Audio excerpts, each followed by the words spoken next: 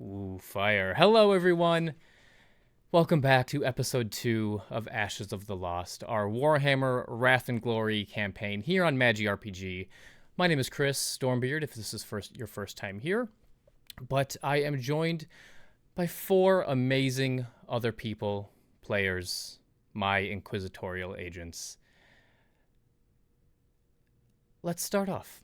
So, schedules. Today is Friday. Tomorrow and Sunday, we have 2 games here on MagiRPG, both DM by our dear friend Syrinx. Tomorrow, we have a one-shot of the game Triangle Agency. Is that what it is? Correct? Yeah, Triangle Agency. Triangle Agency. It was in the rotation there. The ad is in the Discord. But if you caught the one-shot that they did a couple of months or weeks ago, it was a lot of fun. Really, really cool, innovative TTRPG game. And so, yeah, check that out. Triangle Agency tomorrow, starting at, let me just confirm, it is 2 p.m. Eastern time. So wherever you are, 2 p.m. Eastern, starting here on MagiRPG, Triangle Agency. It's going to be a lot of fun. And then on Sunday, Syrinx again, Trooper, back-to-back games. Our part 2 of the Brindlewood Bay Brindlewood Bay Bake Off. And that was played last Sunday, part 1. I was not here, unfortunately, so our grannies had a time without me, but I will be participating in part 2 on Sunday. And that starts at, I should have had these up, at, again, 2 p.m. Eastern, 11 a.m. Pacific. Tuesday, we have, moving on to Armored Hearts. That's still going, correct, on Tuesday, I believe. And then we will be back here on next Friday, the 9th, for episode 3 of Ashes of the Lost. So we have 4 games in the next week, tonight, tomorrow, Sunday, Tuesday, and then back here for episode 3 of Ashes of the Lost, episode 3. But before we get into the game, before we find out what's going to happen to Wolf after what he did at the end of last 2 weeks ago's session, I forgot to introduce my players last week. Beginner DM nerves, but I'd like to do that now. So, starting, we'll go clockwise to my left, your right for the overlay, to Usulbard. Why don't you go ahead and tell the viewers who you are, who you're playing, what they are, and yeah, give you a nice little spiel. What's this? Wait, are you guys? Wait, are you roboting? Okay. Yep. The Omnissiah. It's we're pretending it's Mechanicus right now. Oh, it is. It's not the stream. It is Discord. We are experiencing technical difficulties. Discord is acting a fool right now. Oh no! Let's refresh it. That might help. Yeah, Everybody control R very quickly in Discord.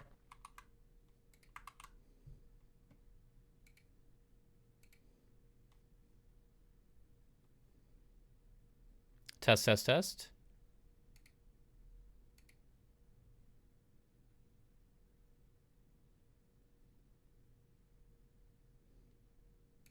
Well, if you guys can hear me, you should be able to hear me. We are figuring out a technical difficulty real quick. I am stuck on... Uh-oh.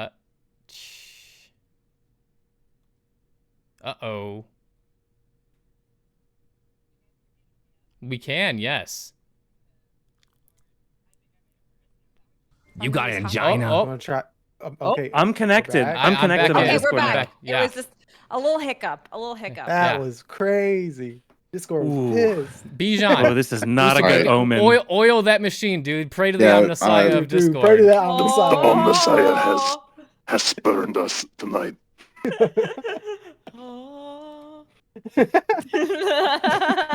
I don't know why, but I thought of It's Mr. Steel Girl when you did that.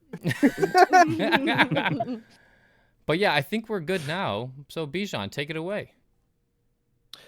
Yeah, so I'm Usulbard. I've been playing on this channel for a while now. Sometimes I GM Cyberpunk, and I am playing Balfagus, a Adeptus Mechanicus Lex Mechanic, a variant of Tech Priest that is They're like the log keepers, the data analysts, the number crunchers, and he has a very sacred purpose and holy mission, as do all of the Adeptus Mechanicus. Beautiful. NotThatWizard, onto you.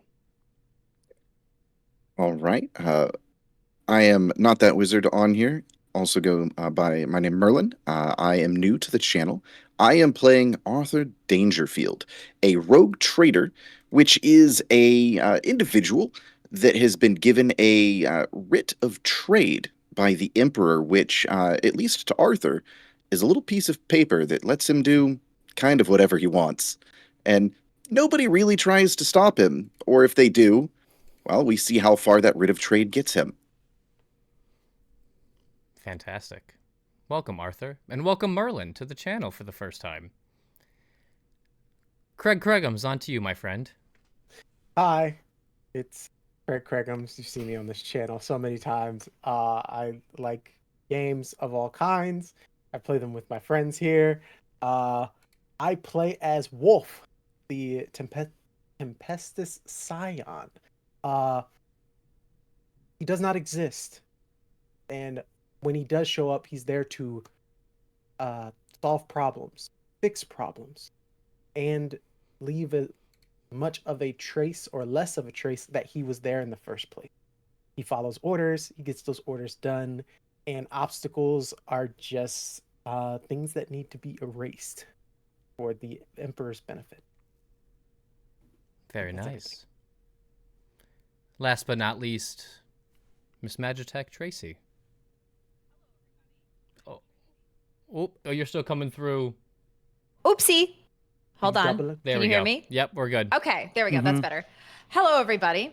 My name is Tracy, also known as Ms. Magitech. You may know me here at MagRPG as the as the boss lady at MagRPG, who yells at everybody to change the stream titles when they forget. That is not my me fault. and my role. That is me and my role here at MagRPG. But outside of that, I am a huge Adeptus Sororitas fan. If you couldn't tell, based on the attire for the evening, and because Chris gave me the floor, I'm getting the floor. All right. This is my notebook, my journal for our game this evening. It is Saint Celestine that I got at Warhammer World in Nottingham in the UK. And on top of that, I'm currently assembling my kill team, which is the Sister Novitiates kill team, which I'm very excited about. So I am a huge fan. Specifically, I am a fan of the Adeptus Sororitas Sisters of Battle. So I'm very excited to be returning with my character, Sister Sarissa, who was in our previous one-shot, The Graveyard Shift, two-shot, because we, cut it into 2 episodes.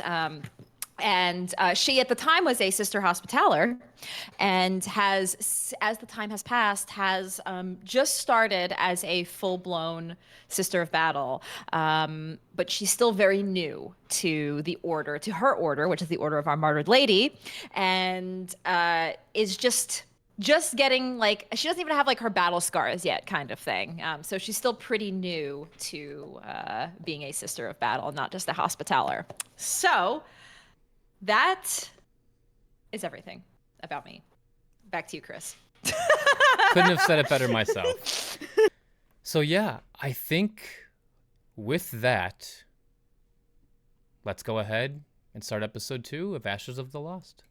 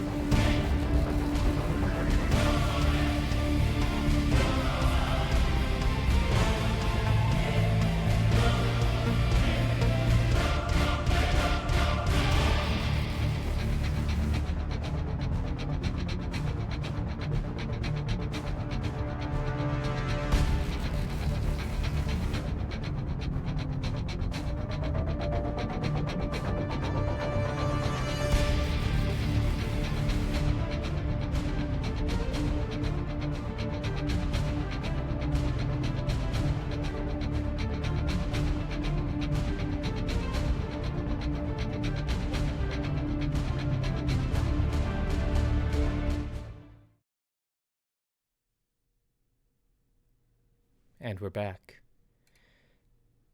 One thing I wanted to touch on was when we did VTM, Tracy's beginning monologues always set the tone for the episode.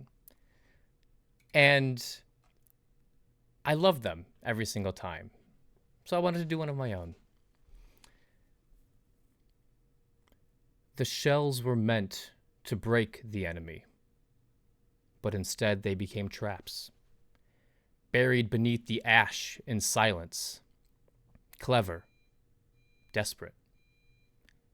Like the soldiers who placed them there. Bastion Afira still holds, but the foundation is cracking, not from heretic fire, but from within. One voice calls the defense a waste of time.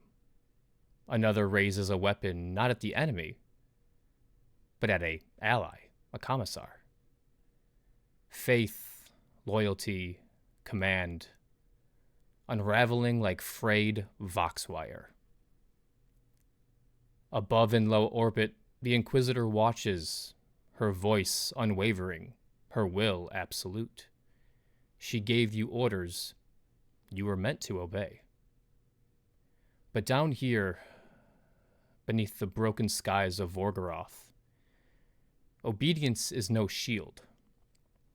Survival will come from within each other, if trust survives long enough to matter. War is coming, and the first shots have already been fired from both sides of the line.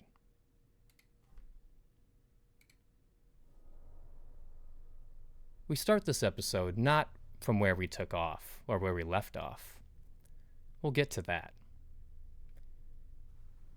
But as Wolf and Balphagus plant these Earthshaker rounds within the earth, setting the traps, what are the other two doing, Sister Sarisa and Arthur? Are you saying prayers with the troops, Sister Sarisa? Arthur, are you snooping at stockpiles of weaponry, provisions that, look, if this bastion falls, maybe you could make a profit? What are you two doing? Yes, I probably would be spending time with the troops, as we did have a plan, and I was following along with that plan, getting ready to execute. So, yeah, I'm probably like just getting a lay of the land and all of the troops and stuff. Arthur? I think that if there's no real help that he can do after requisitioning the Valkyrie, Arthur's MO is not a soldier. And so he is going to find... Actually, I think Arthur would be walking around... You had a good point. But he's looking at, what do all of the guardsmen have? Like, what are they using? And trying to think of, are they being creative enough? Are they using everything they've really got? And it's just kind of like walking around, poking around at things, seeing what else they may not realize they could use in more fun ways. Okay. Well, why don't you give us a... Let's see here. For you, give me a...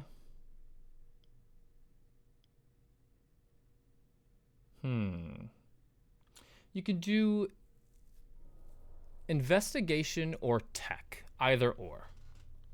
Okay. Both not very good. I think in this instance, let's go more of a... Let's go with a tech roll. Okay. Or if you have something else in mind that would apply to a different role, please. If I could. Sure.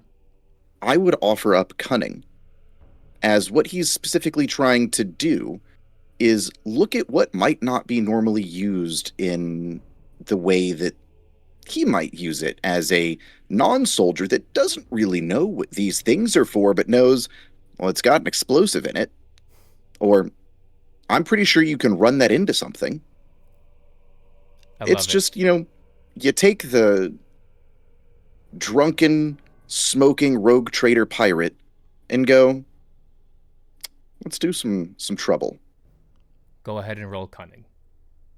Right. And so for this, all I have to do is I click, what is the DN that you're going to give me? 3. 3. All right. And then we've got a full bucket of glory dice, don't we? You do. You have 6, which is your max. I'm going to recommend that, we probably just start using these suckers up. So I'm going to use one. Don't hold back. Yep. I'm going to go ahead and use one. I do want to make it clear. Yeah.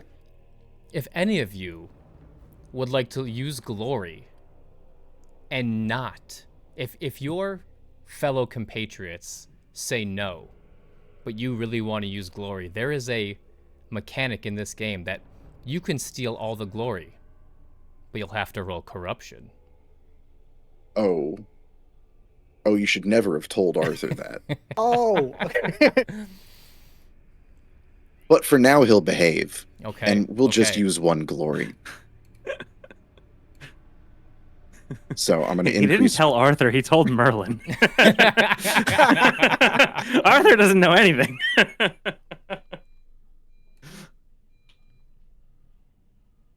Whoo! So not only do you succeed, That's a crit, right? you gain the glory back. Easy. That's how it's All you done. got to do is believe. And the Emperor. Yeah. In the Emperor. Right. The Omnissiah, of course, is what you meant. So yes, This is so good. you see there are, as you're walking behind the bastion, Arthur, you see the typical guardsmen. They have their issued, flak armor, their helmets, their las guns. They are charging their las gun batteries. And for those that don't know, how to charge a las gun battery is rather simple. You can leave it in the sun. You can throw it in the bonfire. And the magazine charges from just residual heat. There are a few mortar emplacements, but this bastion doesn't seem like they have any mortar teams left. Maybe they just gave them las guns and put them on the wall, but there are a few mortar tubes dug into the ground, a couple boxes of mortars lying around. You do see a couple of heavy bolter emplacements with heavy bolter teams on top of the wall. There are some various ammo stores of, boxes of bolter rounds for the heavy bolter. You do see a couple of boxes of grenades. You see just kind of stereotypical Imperial Guardsman requisitions. Was there anything specific you were looking for? Arthur is going to walk up to... Is there anybody around the mortars? Actually, you know what? Let's bring it to the sister, actually, because I think that would be much funnier. And Arthur's not going to talk to random people yet. Oh, Lord. So Arthur's going to approach the sister casually, cigar in hand. Yeah, Sister Sororitas, right? Sarisa, yeah? Yes. Rogue Trader. Right, so I had an idea, yeah? We've got all these mortars not being used. What if, I don't know, we strap them to something? Yeah? Like a tank, or, I don't know, construction mech? Something around here. Put a guy in it, and now we've got more weapons. Strap them to some sort of vehicle to send them off. Yes. I think this could be arranged to help with the battle. Seems they have some vehicles here. what does your... I assume that this strapping it to something, well, whomever is operating said vehicle, they would, what do you envision happening with them? Yeah, right. So that's the problem. Yeah, I'm the idea guy, eh? The whole thing with getting the people to do what you want, it's not really my style, right? I just thought, right, we got Moors. Nobody's using them. Why not strap them to a thing, fire them off?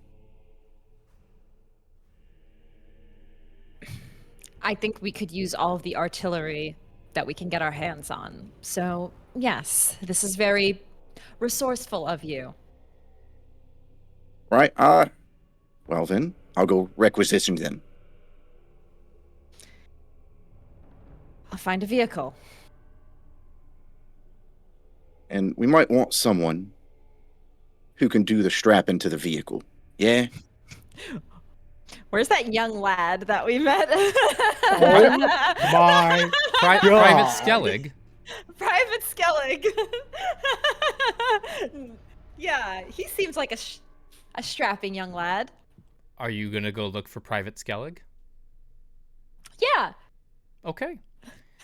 You, as Arthur comes to you and has this wild plan about creating some crazy mortar. It's almost like It's almost like an exorcist or something that Sister Sarisa has seen before. We use vehicles that have all sorts of Sure. shit attached to You know, it. the Imperial Guard does have vehicles such as, I believe it's the Wyvern or the Manticore, which is a chimera chassis with a mortar in the back. But you don't see any of those lying around here. As you remember, this was an agri-world. Not many war requisitions like wyverns, chimeras, hellhounds. None of that stuff would be sent here because they farm grox. They farm wheat. Right. They're just farmers being sent to battle. Exactly. An unfortunate circumstance of this.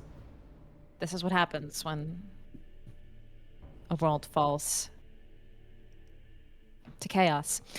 But I will go look and see if I can find him, and maybe he has some recruits or friends, and we can makeshift put together one of the vehicles to attach these mortars. Sure. Yeah, you find him, no problem. He's on the wall. You can't really miss him. You know, he's it looks like a swift gust of wind would knock him over. He's quite out of place. I would look to him, and I know he had some friends that he was like chatting with, or you know, that were watching. So I will walk over to them and Private Skellig. That was your name? He takes Guardsman? off. Of course. Yeah, he takes off his helmet and holds it to his chest. Sister, yes. Are these your friends or fellow recruits? Oh, yes, these are my compatriots, yes. I was wondering, Private, if you would be interested in helping me with a task that my colleague, the rogue trader Arthur, he was able to procure some mortars, and we're thinking about perhaps attaching them to a vehicle to help us in the battle. As she's saying this all out loud, she realizes how this sounds, and it's like kind of, she's processing it, but she's like, we have to do what we have to do. We need the artillery. So and she's explaining this to him. Sure, yeah. You see the gears turning in his head. No, we are forbidden for touching any vehicle without the Adeptus Mechanicus approval. You should know this, sister. It is heresy to alter any sort of vehicle or God damn it. weapon provided by the Forge Worlds. Well, let me get that sanction from the Adeptus Mechanicus. And once I do, we will begin the work. But you're right, recruit. And she like gives him a little pat on the head. That is. I'm dead. I'm sorry, in character. Chris. Okay, that's right. You are absolutely right. We do need to follow the proper protocol and get the sanction from the Adeptus Mechanicus.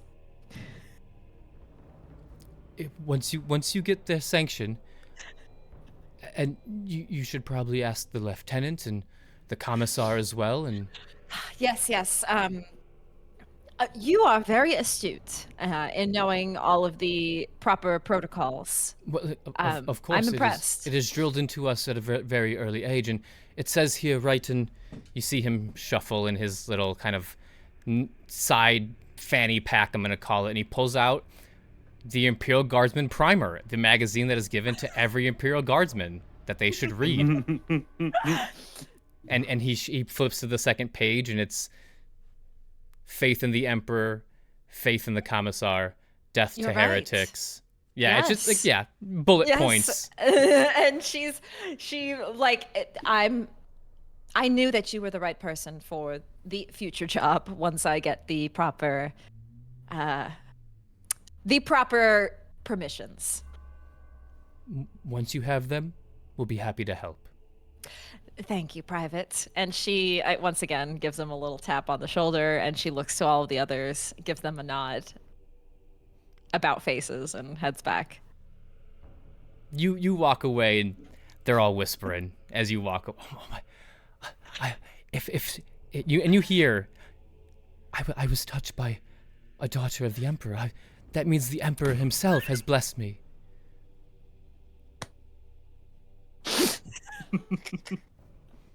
Okay, girl, we gotta keep it together. Okay, I am going to head and find Balfagus. As you start heading to find Balfagus, you were helping Wolf plant these Earthshaker rounds in the ground, were you not? Yeah, absolutely. So, if we jump back to the previous episode, where were you when he shoots a shot over the bow, metaphorically, with the Commissar? Well, I don't remember. Had you actually gotten me to help you yet with planting, or had you just You were giving me the locations of the perfect spots to put in order to Right. create rock slides as well as other barriers when they go off.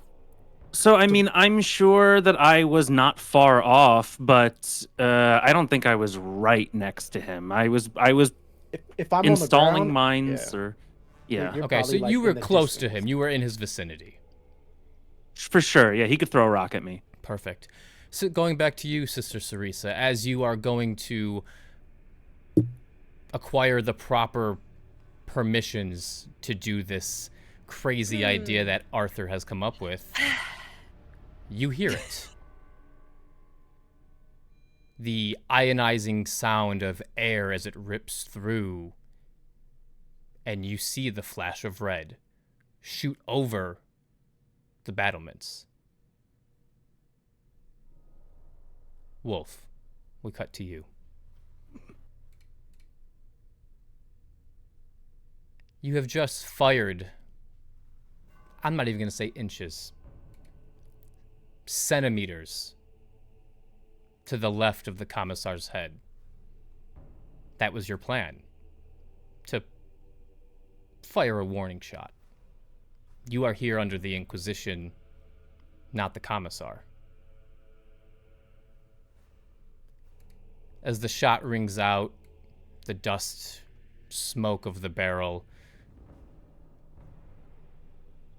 you see him just eyes daggered with yours. He didn't flinch. But from the shot, all the guardsmen already on edge are looking over the battlement, aiming their las guns right at you. They don't know you. You could be a heretic spy.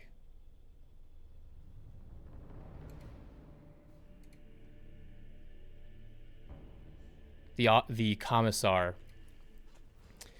without breaking eye contact, "You dare raise your weapon against an officer of the Imperium. Not a heretic, not a Xenos, but me, a commissar of his divine majesty, Stormtrooper."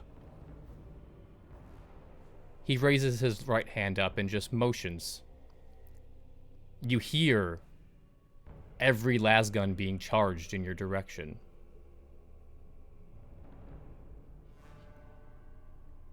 He disappears. Moments later, you hear the gate that you're planting these Earthshaker rounds open. And he strides out, hands behind his back, regal as ever. And you can see, this cheek. You can see the skin starting to blister and ooze from the burn that you gave him.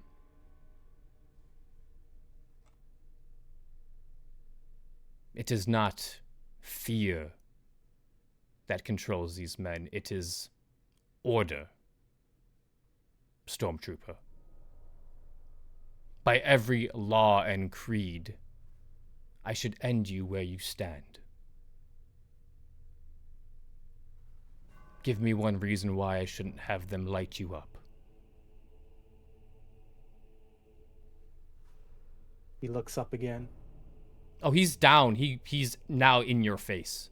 No, he's looking up to where the Inquisitor would be. Got it. You see, sir, everyone here has an expiration date coming up very, very soon. And I have a task to complete from the Inquisitor. I'm but a digit in a multitude of scions that will show up and say you get rid of me. Somebody else will show up and complete the task I was supposed to complete. But that's gonna be some paperwork that the Inquisitor is not gonna be happy about. And lo and behold, who is she gonna have to blame? And you're right. You may not be fearful of death. I know one thing commissars are very worried about. That's their name and their legacies. My friend over there, he'll look at Balfagus. Very good at erasing data slates when needed. And I'm pretty sure an Inquisitor who has had issues with a commissar would be happy to have a farmhand's identity just erased from our lovely empire.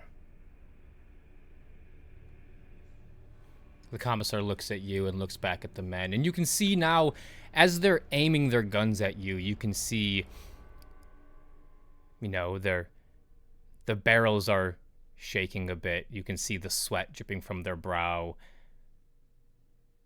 They don't want to do this, but it's ingrained in them. It's ingrained in you as a former member of the regular Imperial Guardsmen. On the battlefield, the commissar is king. He looks you up and down.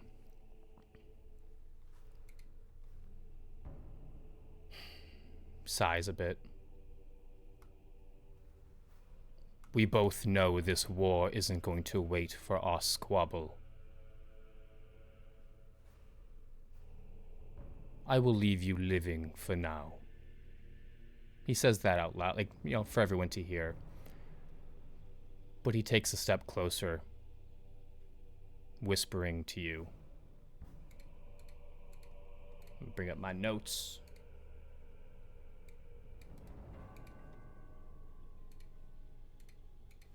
And he whispers to you. When this is over, Scion, your chain of command, this Inquisitor, will not shield you. I will see your name purged from the records. Unless you survive. Unless you make yourself useful. pray the heretics kill you before I get the chance. Because I won't just kill your body. I will erase you from the memory that is the Emperor's will.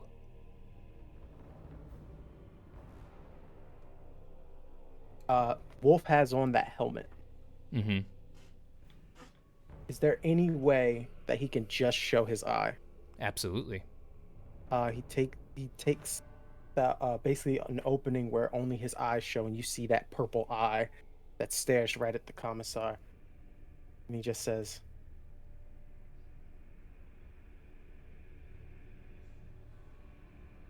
"The guard stood, and it'll stand whether my name is there or not. As I said before, I am but one scion. There will always be another." And he abouts face and walks away. And he doesn't turn back at you, but you can hear him say, "Do not blow up my bastion." And he enters through the gate. Craig, from now on, when you interact with any member of the Adeptus Mechanicus on Vorgoroth, you have a +1 difficulty rating to persuasion or charismatic checks. The Mechanicus? Sorry, Adeptus,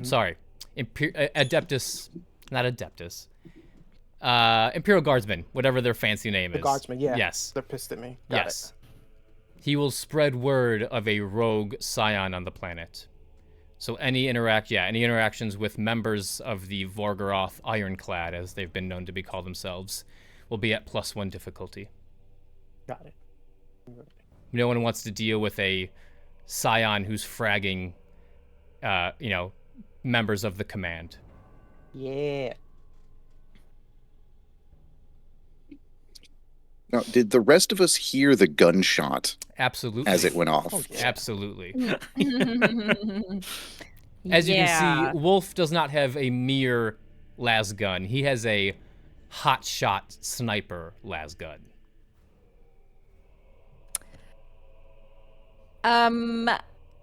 I feel like as I'm walking over to Balfagus, I see this. You, sister, as you left the battlements, this just happened. You would have seen or heard what was going on. You weren't far. Balfagus was also right there. Arthur, you can choose if you got nosy and you were like, "Ooh, what's that?" Oh, yeah. Yeah. 100% Arthur is moving off to talk to Wolf whenever there is a chance. Yes, same actually. Perhaps a huddle is in order. As Sarisa also heads over toward Wolf. Sister? Mate, you missed. We'd had a lot more issues if I didn't miss. Can I ask what just happened there? Oh, humbling, commissar. Humbling commissar. Did you just fire at the commissar? No, as Arthur explained, I missed. Sister. Yeah, I'm still on you're the sniper, right? And you missed. Arthur, I wanted to miss, and I'm the sniper. Oh, right. Why? Yeah, look, if you don't want to kill him, I'll kill him. I Arthur, appreciate that, Arthur. Thank you, but no, that we're is not killing a commissar. The We're rebels are probably going to do that for us. That looked quite disrespectful to you, yeah? I didn't like the way he looked at you. I get looked at like that all the time. It's part of being a Yeah, scion. Keep talking. Right. Bring it back 1 second. I'm going to piss in his bunk. And he, claps you on the cheek and then just starts walking off. Sister Sarisa just shakes her head at that. Wolf, I would like you to explain what exactly was the interaction that just happened. Why did you intentionally miss? Immediately standing at attention, just staring, 1,000-yard stare across from you. Just immediately starts giving his report. The commissar asked for us to get rid of the traps in which we have set up for the rebels. I disagreed with this tactic, seeing as how it's going against the Inquisitor's objectives, being my main chain of command to go about. The commissar threatened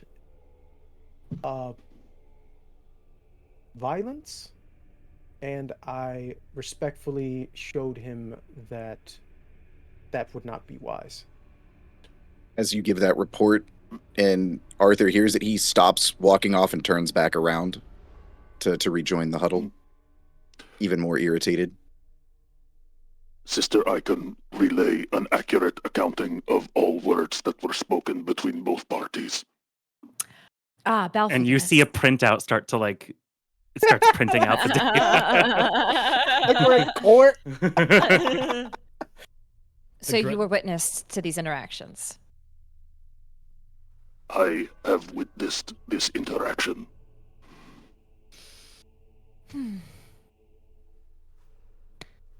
All right. Well, I'm glad, Wolf, that for your sake, the commissar has walked away from this and hasn't taken you as a prisoner or reprimanded you in any way. So, Sister, you understand that even if he did, that would be but an obstacle in our way. we take orders, yes. I understand we take orders from the Inquisitorial. We have a higher status. Yes, thank you, Mr. Military Man. But we still have to respect those who have authority here. Agreed. Arthur's sister. just shaking his head. There is only one authority, sister. Yes, the Emperor of Mankind, of course. The Master of Mankind. But The machine god extends his will through the Omnissiah. And we are extensions of that will, sister. We are here on a mission, a sacred purpose. Right. speaking of which, since we're all here, Arthur, you had a lovely idea, didn't Yeah. you? I think perhaps, Arthur, you should share that idea with Balfagus here. Right. Well, the idea's changed a little bit in light of this new information, but not by much. Yeah. The idea was, right, they got these nice mortars sitting off not being used, and I bet we could strap some of them to a vehicle and use them as better weapons.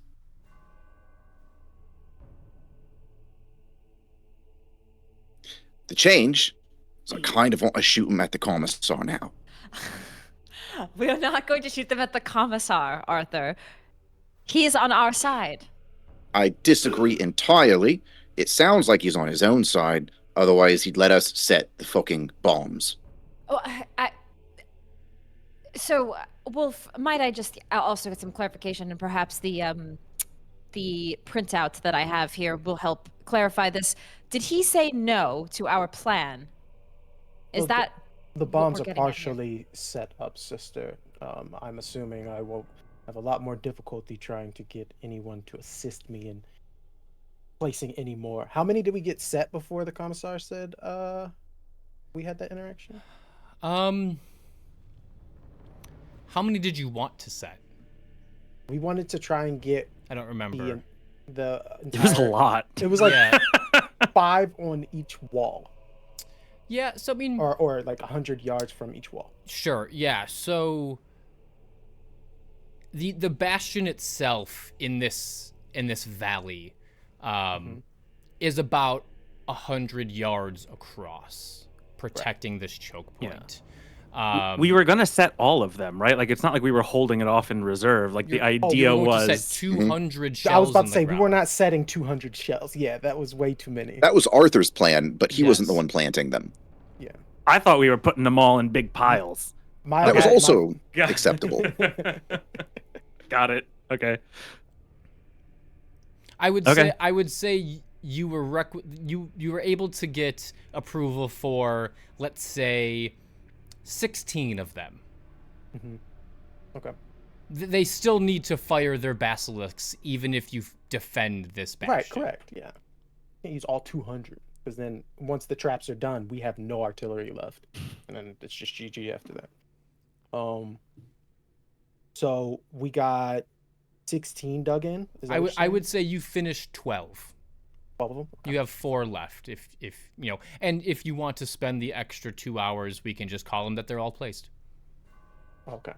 Oh, okay. I thought from the conversation, I thought he was like, "Don't do that anymore." Got you. No, he said just Oh. don't blow up his wall. Oh, yeah. Okay, so we still have permission to do. Well, we don't have. We're not being stopped from No. what we're Right. doing. No. Okay. But Wolf Okay. does have a mark on his back Right. and Got was it. warned, do not blow up the bastion wall. Okay. Okay. Got it. Arthur, don't get any ideas. There was a very mad when that specific wall blows name. up. Yeah, there was a very specific name used not to blow up the wall, and it wasn't mine. Sister, everything should be going according to plan. The traps are set. I just have to probably have a talking to by the Inquisitor. I've had a talking to before. That is acceptable. Good. So we can move forward with this plan that we've devised. There has been an addition that Arthur has just suggested about perhaps strapping some mortars to a vehicle to take it out. Within the base or outside of it, Arthur? Out, I would assume outside. Balfagus. So, once again, Hold on. yeah, go ahead. You hear them talking about Yeah, you haven't actually said what you want to do yet. You said you want to modify Oh, okay. like a vehicle, Yes. Yes. and you asked, but you didn't like. What did you say specifically? Specifically, that. Arthur said, strap the mortars to a vehicle and then use them as Okay. weapons. That's as far as the logic goes for him. That is not that machine's intended purpose, rogue trader. Right, I don't get that. Like, individually, I understand the words. But in that order, not as much, yeah? Modification is not a whim. It is on invocation. Right, once again, let me change this a little bit, right? Those The mortars... rites must be observed. Right. Yeah. Understood. Mortars, good at killing. They're not using the mortars. We need to use the mortars. Now, I just thought it might be fun putting them on a vehicle. If we can't, you know, Balfagus, that's fine. You know what? The vehicles are your thing, right? Not mine. If you say we You can't see do it, Balfagus's his burrow frowns. He's a little upset by this, and he's like almost looking around as is anybody like seeing this, and you hear his pen scribble and a little bit of oil leak from his eye. You shall not modify the machine. yeah, right? Not sure. That's But fine. if you were to place the explosive in the machine, as long as we do not modify, Alphagus, you're a fucking genius, mate. What in... Now that's an idea. We don't need to strap nothing to nothing. The mortar will work as intended by the Omnissiah, as shall the vehicle. Now that's some thinking. Who's going to be the lucky bastard that gets to drive it? I know a specific Imperial Guardsman. Yeah, that's basically the thing. Balficus is like, hey, if you want to set it off, like, if you want to use it, that's fine. We're not strapping anything to anything. All right.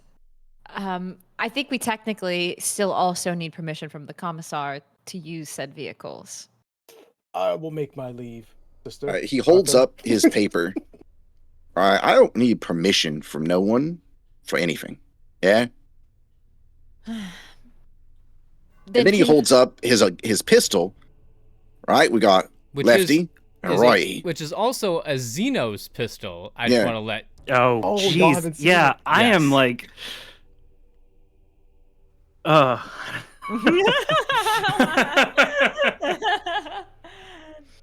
Put that heresy away. Remove that from my sight. He puts the writ of trade away. That is not... he short circuits a little bit as you do that. All right.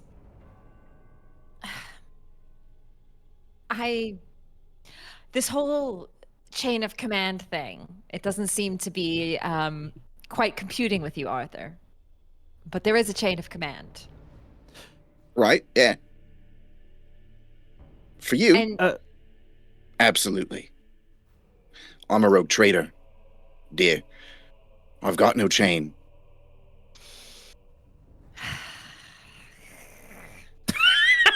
Oh, I fear that was a bar. Storyteller. Yes.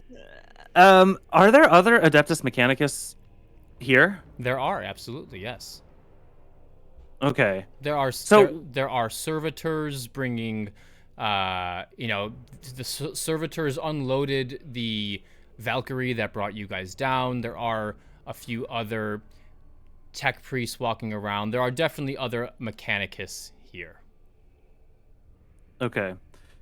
So, like, machine, would that still be, like a machine's, like, that's still allocated by the commissar? That wouldn't be something handled by... It would be handled by the Adeptus Mechanicus, but after it is given to the Imperial Guard, it gets a little... It's a gray area.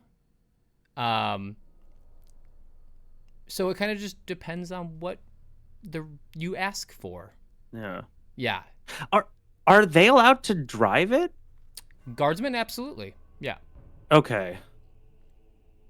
I wasn't sure if that counted as operating the Yeah, machine. So the Mechanicus build, maintain, do any fixes, changes to the vehicles. But once they are blessed and ready for war, they are kind of given the green check mark and given to the Astra Militarum. Okay. But still, like, you cannot alter or change technology. Innovation is heresy in the eyes of the Mechanicus. Okay. Linux only. So yes, so were you going to go ask the lieutenant for permission to use a vehicle? Were you just going to take it? Oh, I was... Oh, sorry. Yeah, go. You're asking her. I think we should ask permission from the lieutenant. So if Arthur isn't going to do it, I will do it. You're Oh, muted. You're muted. Yeah, Arthur will 100%, and mechanically, he gets a benefit to it. You know what? Then you go ahead, Arthur. I think you should be the one to go ask permission and make sure that we get that, and we can gather the guardsmen to get it ready. Okay. All right. How many am I requisitioning? I would probably say 4 or 5, 2 to operate the vehicle, or 1 to operate the vehicle, 2 to grab the mortars, 1 to fire it off, 1 additional just in case. And I just want to make this, I'm trying, Arthur's idea was to put a mortar on the back of a truck and use it as a firing platform. Belphagus Yes. said no, because you're changing the structure of the vehicle, which is against the Omnissiah's will, but he said you could put explosives in it and use it that way as And a just- sort of Like a suicide suicide. vehicle. A big explosive on wheels. So I'm That's just what- trying yeah, to that's figure That's why out Wolf was what, like, who's the lucky what bastard we're who gets to trying drive to that? get here. Oh, I Yeah. thought it Like, was what just are you actually asking this guy? Yes. What are you trying to get out of this? Okay, that Well, part. From Arthur's perspective, it's a group of Imperial Guardsmen that he already knows the faces of, as well as a couple of vehicles to fill full of explosives. Okay. Okay. I wonder if Sister Sarisa thought about this. I mean, the death of a martyr is the most honorable death. So I'm trying to go through the internal logic here. If she would He's like, feel God, like this they're is so lucky. and to feel like if this is the good idea or not. Yeah. GM, Yes. can I get your input? Like, course. From like what Sister Sarisa, do you think as a daughter of our martyred lady, like, would she have issue with like sending a bunch of guardsmen to blow themselves up? Or would she have issue with it? If it's dying for the Emperor, absolutely not. That is what you're supposed to do. But this bastion is already at low forces as it is. The vehicles you're requisitioning may save lives in the future. As a hospitaller in your previous life, maybe that has some influence on your decision. Maybe you're still fighting between that saving lives and dying mentality. yes. But if it's to kill heretics in the name of the Emperor by driving a jeep filled with mortars, who knows? All right. I will just say Go with grace. before we do this, is there anything else we would like to do before we? Because I'm gonna say this will be your yes, you get it. No, it is refused, and then we are going to kind of cut to the night of the battle. I would say Wolf would continue the task that he was doing previously, and then get in a crow's nest of sort, where the highest part of the bash. Certainly, yes. So okay, Arthur, would you like to go talk to the lieutenant or lieutenant, if you want to be proper? Let's go with, does the sister want to voice concerns about the idea? Because Arthur's idea is awful. Yes. I think she is going to. No, you can go. This is,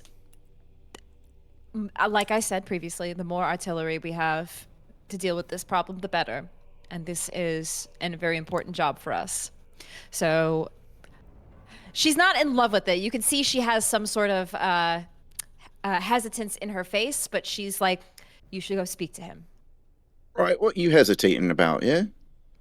I'm struggling a bit with the idea of sending those poor farmers who are now turned into guardsmen out to their deaths. Of course, it is a noble death more than anything, but you can see I have some conflict with it. Yeah. Now, it's a noble death, right? That's true. And he seems to be struggling with some concept here. Would it make you feel better if we didn't send him out, and instead, I don't know, just grab the mortars ourselves?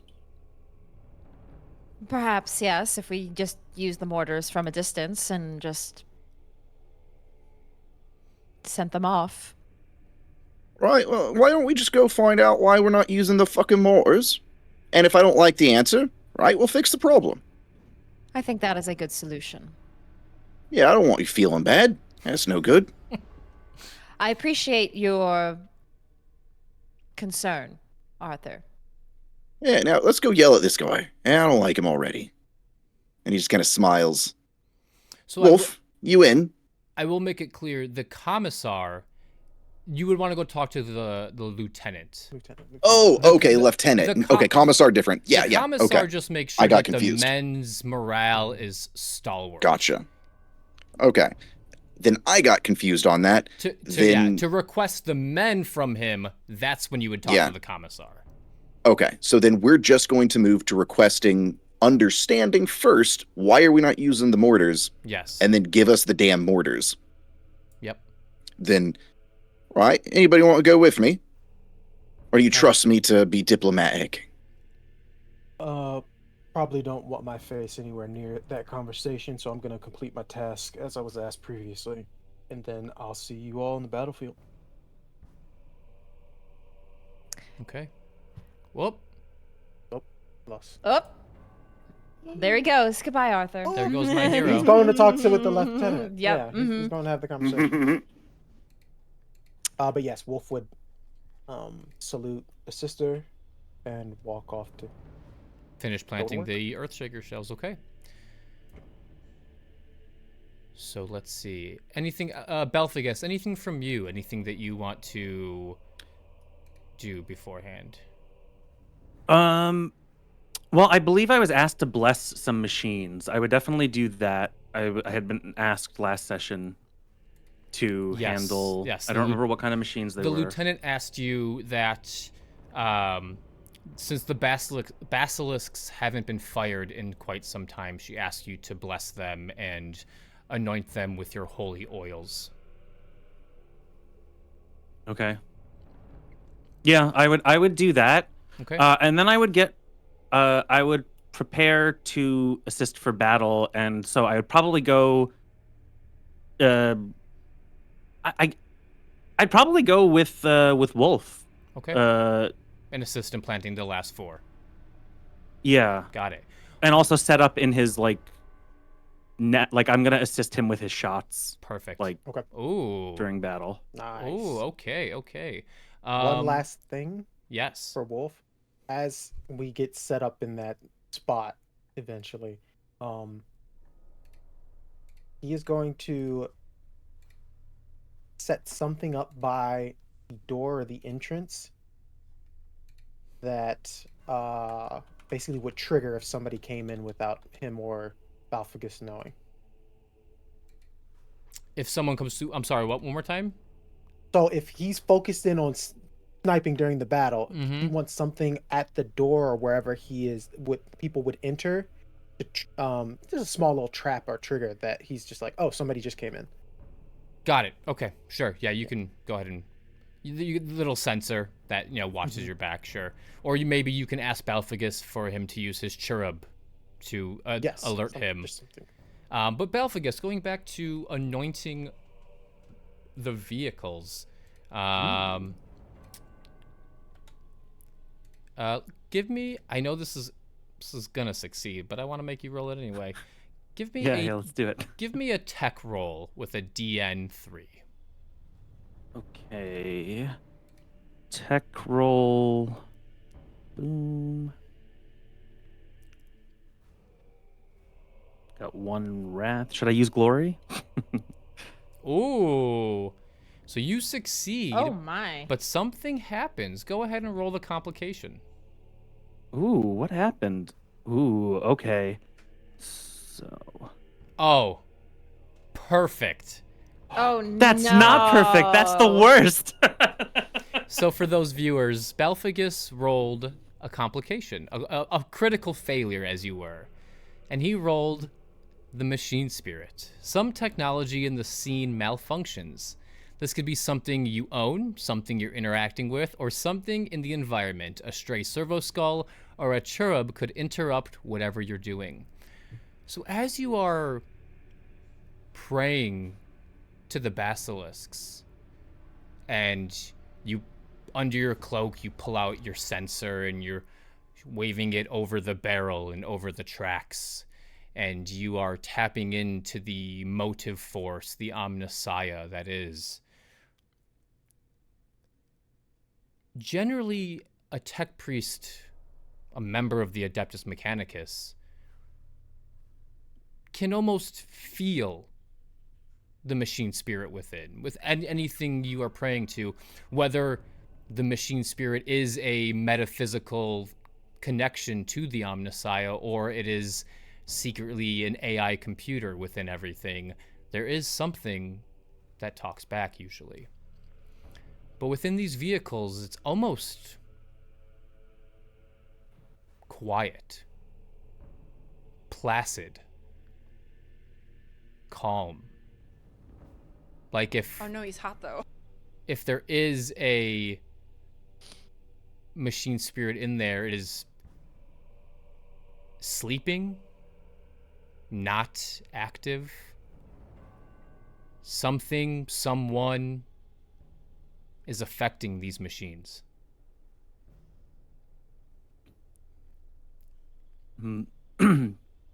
So he would be troubled. So something is affecting the machines? Is that the sense? Something, Or- someone is affected. Maybe a tech priest shut them down somehow, but they're just not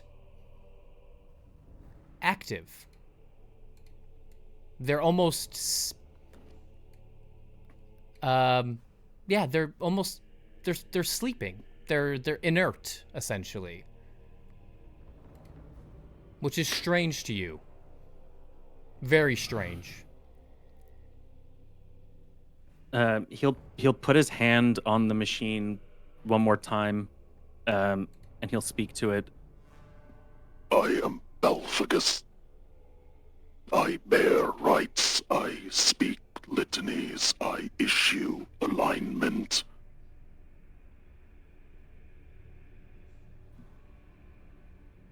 And he waits for a customary feeling. Mm-hmm. And in your, because you have your mind impulse unit, you have a piece of gear that lets you connect directly with machine spirits. Yes. You so- hear, yeah. Did you have something? No, I was gonna ask, how does that work? Absolutely, yeah. So in binary, you hear the faint zeros and ones, but it's slow. Like if it's coming through tar or pitch, something is muddling this machine spirit. It's not. You look over the basilisks and you check the barrel is flawless, the tracks barely used. Nothing on the outside seems to be apparently, being on Vorgoroth, your mind unit immediately goes to corruption, heretical involvement, but that usually has physical manifestations. No, this is purely within the motive force of the basilisk. Would it be possible that I read this as the machine spirit being unhappy with me?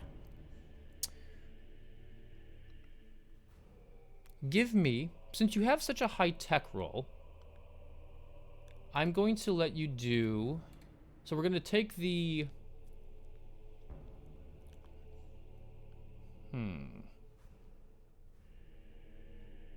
you don't have much other skills to use. This is one move. I got one thing going for me, guys. I got one. You got thing. 6 successes, and since you have the mind impulse unit, if you succeed, you get +2 bonus die to all tests to operate this machine. So I'm just gonna say, because your tech is so high, it's not. You don't feel as if it's revolting against you. It's revolting against its environment.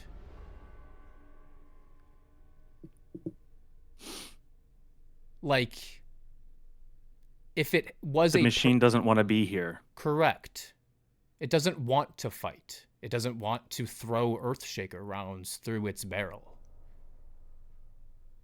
It's almost melancholy in a way.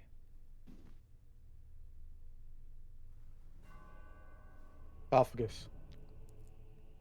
You computing over there? You good? This machine shall not fight tonight.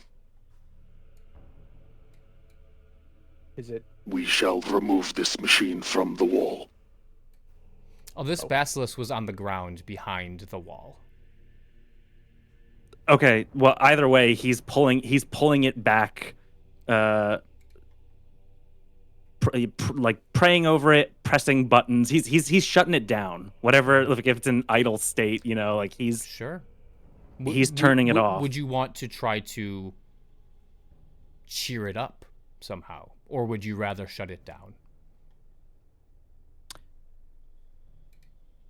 I never thought of it like that. I just assumed if it doesn't want to fight, that's the will of the machine spirit coming through. Like I'm hearing the voice of God say he doesn't want to fight right now.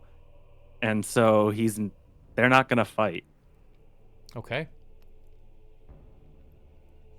You shut down the two basilisks behind the bastion, behind the wall. Their engines sputter to a stop. There will be no Earthshaker rounds fired tonight. This is clear to you. This is your will and testament as a member of the Adeptus Mechanicus. That's gonna go well. Do you look for any other members to maybe question them of the Adeptus Mechanicus? Like I said, there are others back here. You know what? Yeah, Okay. let's see if something maybe caused this to happen. Maybe there will be some way to rectify this. Okay. Yeah. So I would go up to the nearest engine seer, probably. Yeah. And I would ask them, Engine Seer, when is the last time that you performed the rites on these basilisks? And the engine seer will turn to you. Two nights ago. You will transfer service logs to me immediately. What seems to be the issue?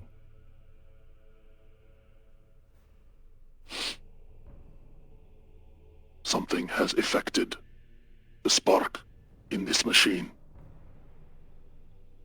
The spirit is not pleased. It shall not fight.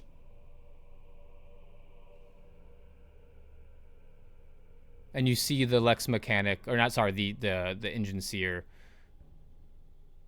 Kind of, you see, like, thinking what would be for an Adeptus Mechanicus. Complacency within the machine spirit. I have seen it before. Servitors shut down. Vehicles stop running. It does not approve of this environment. Noted.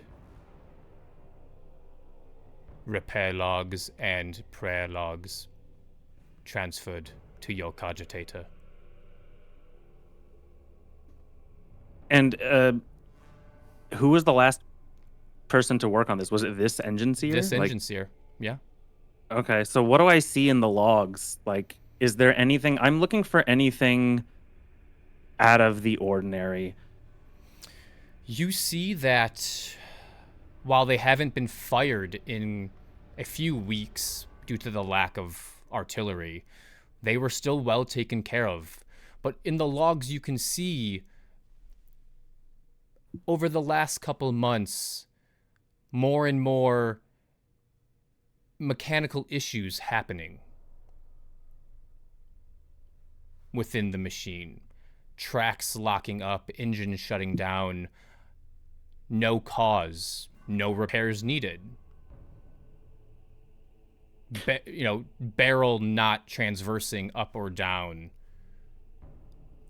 Things that would generally require, like, oh, the engine shut down. In your mind, replace a piston. Easy. But no repairs have been logged, as if they're just not wanting to fight. I'm sorry. You mean, so they needed repairs, but there were no repairs logged? Correct. So But it looks pristine. It looks pristine, and there are notes in the repair log of malfunctions happening. But no parts seem to be replaced, as if there is nothing physically breaking within them. They are just losing the will. The machine spirit is losing its will to fight. So it's locking up. They check it. Nothing's wrong with it. Mm-hmm. Gotcha. Engine Seer. A full diagnostic assessment shows an increase in technical malfunction over the last 2 weeks. You are correct. And yet no repairs have been logged. Cause Your assessment. unidentified. Full breakdown of engine block and circuitry have been performed. No shortage, no locked gears, no head gaskets repaired. Not needed. And on yourself, Engine Seer, your own diagnostic analysis on your capabilities to perform the litanies. He blinks and you get his file. He is a very trained engine seer, well regarded on Vorgoroth. They have their own Adeptus Mechanicus, as they are a farm world. They have servitors and other machine equipment that they need to farm. He has high remarks. He's well regarded, clean record. This is just a good engine seer. As far as you can tell, there is nothing wrong with his logs.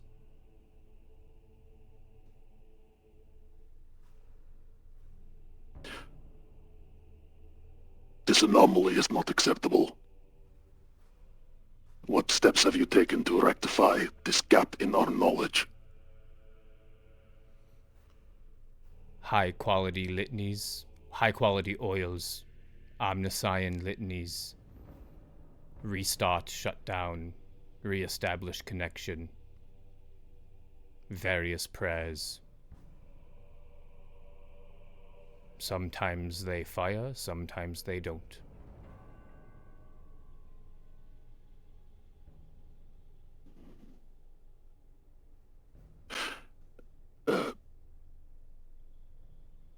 And the mechanical capabilities of our enemies. Have you logged and noted the performance of their machinery? Logged and noted rudimentary at best. Their machines are no longer blessed by the omniscient machine spirit. Heresy and techno-heresy abound. Make no mistake, these machines are clean, I swear by the Omnissiah.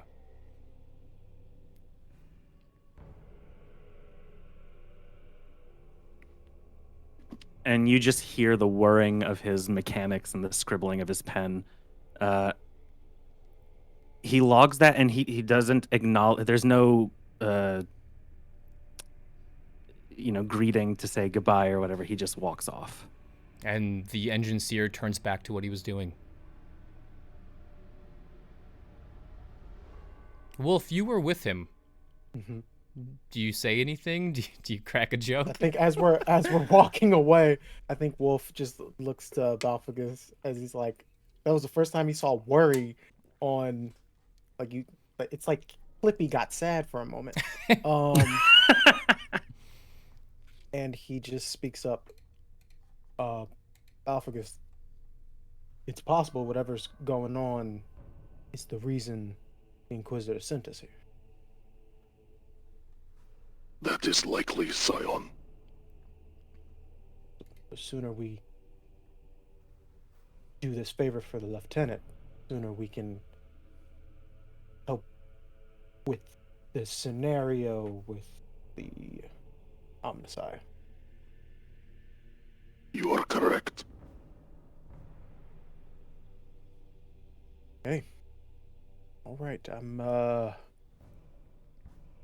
You don't fight. Just keep an eye out. When you tonight. talk to him, it's always like he's staring past you. Mhm. Like he's not fully registering you as the individual in front of him because he is recording everything.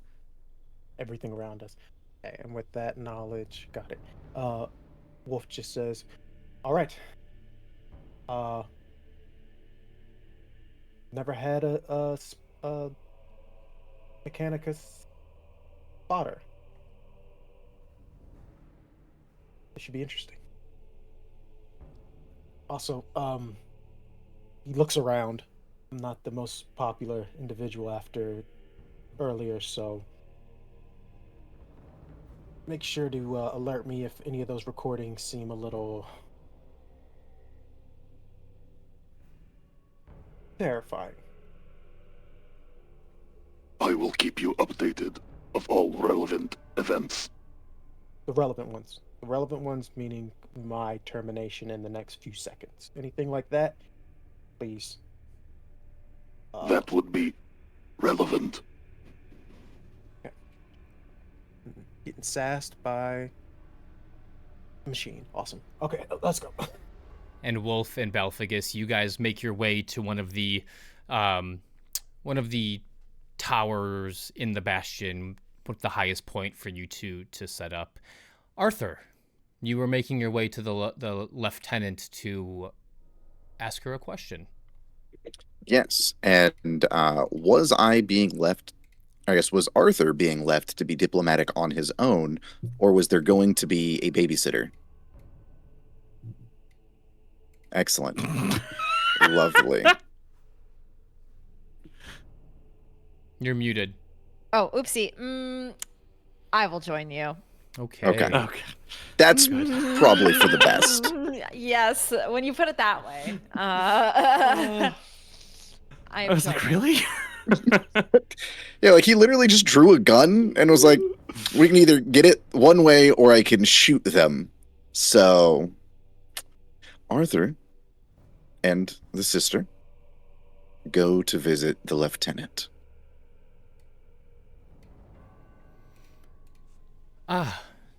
You see the lieutenant in the tent still, looking over papers, looking at the battle map.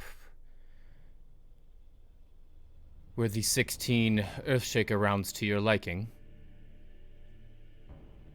Yeah, I think they were fine, but separate issue.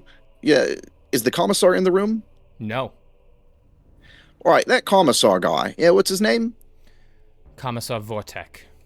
Yeah, right. He threatened one of my men doing the quiz's work. I don't like that. One bit. And what would you have me do about it, rogue trader? He kind of glances at the sister. I don't know yet.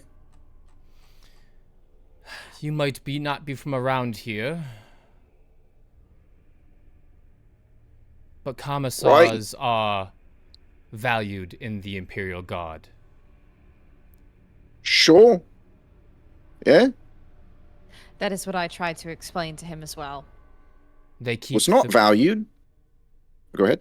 They keep the peace, they keep the morale of the men and the women of Volgarath. Now, you might not like him, you might not understand his means or his decisions, but make no mistake, he is the keystone of keeping these men in line, rogue trader. Sure. I don't really care about that. I care about getting the work done for the quiz, and your commissars getting in our way. So, that's his one. Yeah, there's no others. The next time he crosses one of my... It looks at the sister. One of my team? I'm going to stomp him in front of everyone.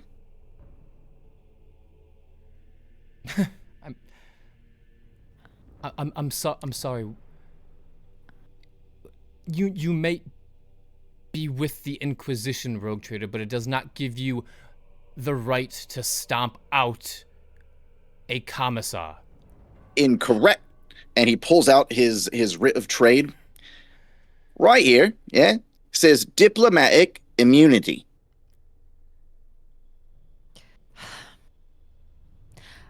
And rolls it back up. Lieutenant, I think what Arthur is trying to say is that we do have a job here, and we are trying to do it to the best of our ability. And we appreciate your help and the commissar's help, despite some slight bumps in the road along the way. And we appreciate the continued support and would hope that we can get that continued support. I gave you the Earthshaker rounds to plant your traps or mines. That was greenlit. I asked you to defend this line from the attack tonight. In exchange, I'll be giving you a Taurox with an autocannon and any other men that I can spare for your trip to Vox Arc Ultima. That was what was agreed. Right? So but here's the thing. I am very go ahead. busy. What is it? What are the mortars doing not being used?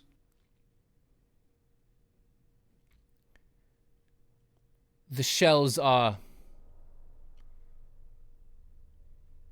The shells misfire sometimes. They land without exploding. I got a guy for that. We should let Balfagus know. I bet you he can do something with one of them litanies. Our tech priest took a look at them. It was logged, and the forge world where they were manufactured will be notified as soon as we get communications off-planet. Right, that's fine. Cool, lovely, jubbly, but I'm still going to tell Balfagus, because I trust him, don't know your guy. We'll go have a look at those. Make sure, because, look, what you mean your tech priest can't get the rounds fixed? Yeah, isn't that their job?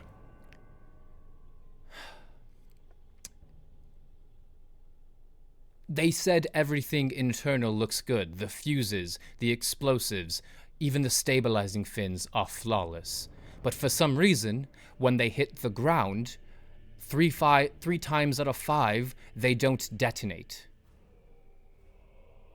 Yeah, right, when I was a kid, I had this issue of things not working right, but I'd tell my pop. It was just fine. Nothing wrong with it, because I didn't want to get smacked. I think we might have something going on like that here. If everything looks good, but they're not firing, someone's pulling the wool over your eyes. Rogue Trader, if it means you'll get out of my tent, take 6 men off the wall, put them on the mortars, and watch them dud out. But I am very busy, and I don't have time for your children's stories. Right, now that's the kind of attitude I'm looking for. See, sis, we got them. We got the men. We'll get them fixed up. However, my last comment here is, if that commissar makes one more heretical move against the Inquisitor's goals, something will happen. Yeah? Commissar Vortek is the best we have right now, so unless you want to put on his cap and sit here for the rest of your time on Volgaroth, I expect you to behave, Rogue Traitor. Right, is the hat an option, right? Get out of my tent. Because I think that, he'll continue rambling on about how he thinks the hat would look nice, as I'm guessing he is removed from the tent. He does not fight it. Sister, do you have anything to say? As you can tell her, the meeting has adjourned for her. Yes, I think we've said enough, Arthur. Let's be on our way.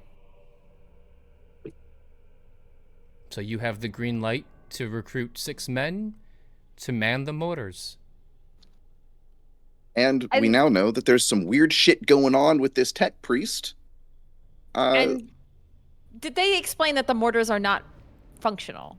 Is that what the issue is? Just like how, you weren't there, but with Balphagus, I see. when the tech priest open the shells, they check the fuses, they check the detonator cap, they check the explosives inside of the mortar, they check the fins, everything seems to be fine. There's nothing to fix. But for some reason, they just don't explode. They just don't go out. Okay. Woof. Yeah, which makes me quite suspicious of heresy.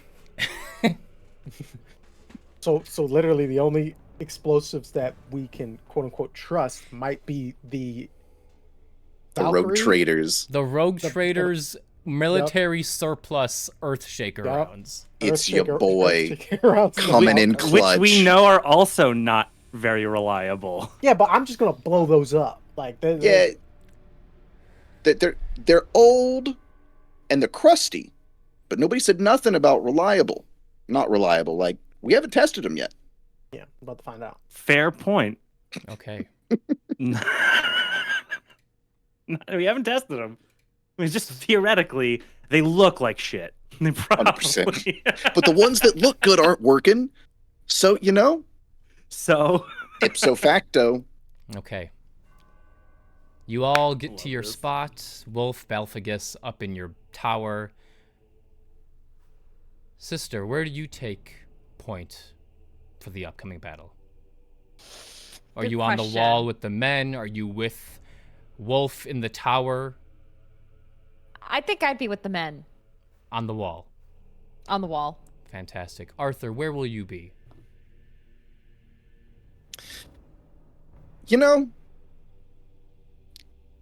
Arthur would trust those that have actually, are trained soldiers. So Arthur would actually ask Wolf and the sister, all right, where should I go?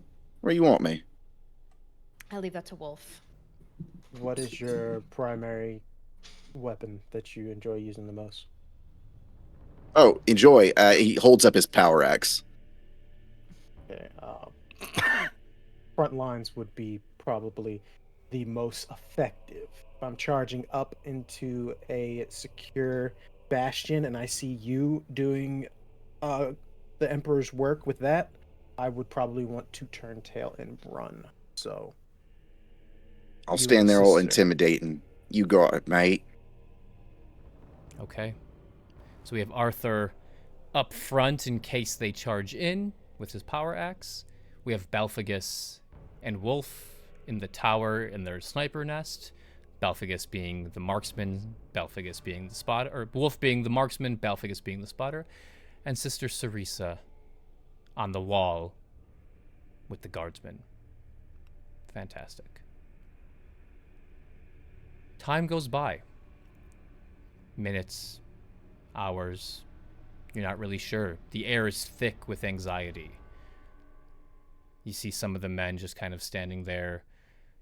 You hear them sighing of stress. You see them shaking. The commissar walking back and forth, spouting various litanies about bravery is the gateway to the Emperor's arms.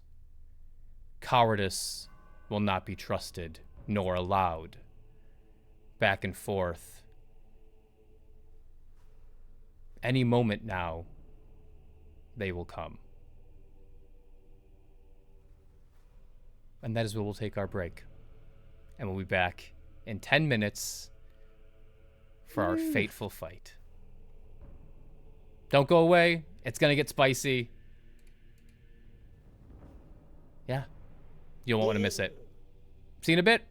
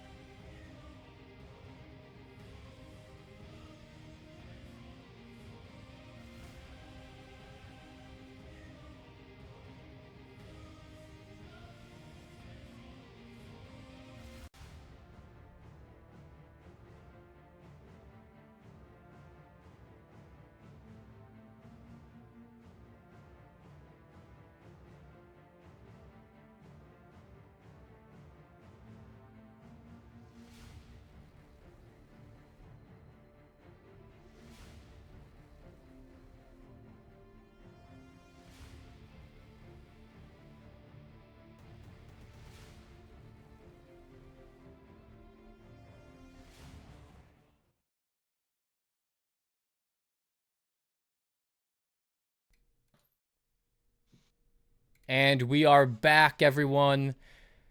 So excited to be here. So excited for the upcoming battle that's about to happen. But before we start that, just want to give a little quick breakdown for the schedule that's happening this weekend and next week.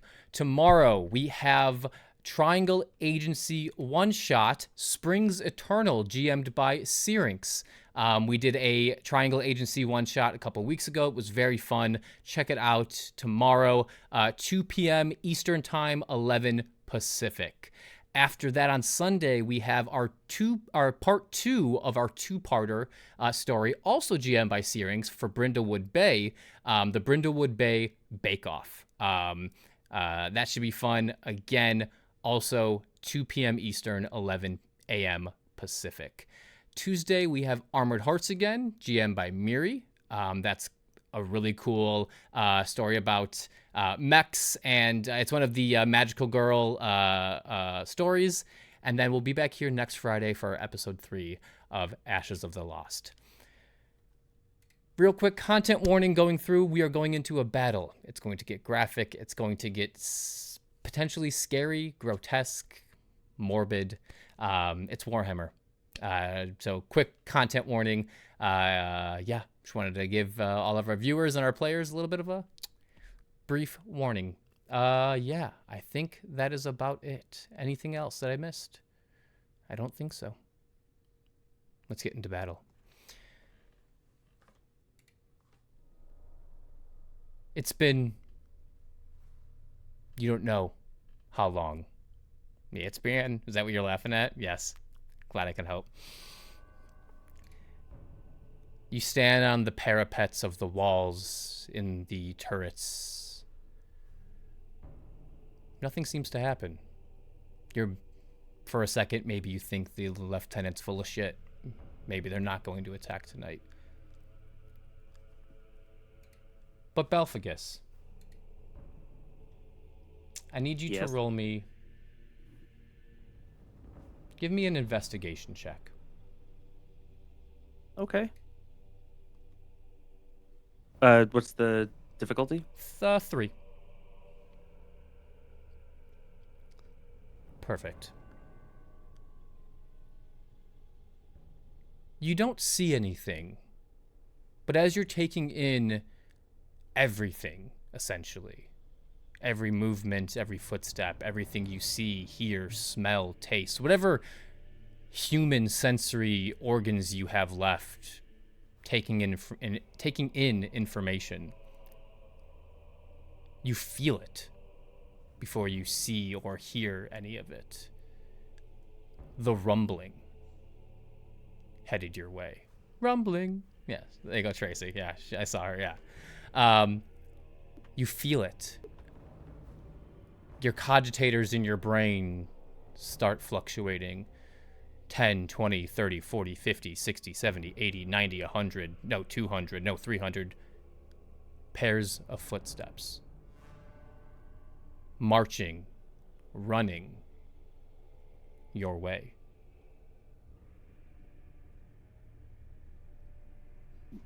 Do you say anything? The enemy approaches. 300 men by count. Sounds like it's gonna be one hell of a party. And I would relay the information Balphagus is sending to my friends on the front line, or on the wall. Correction.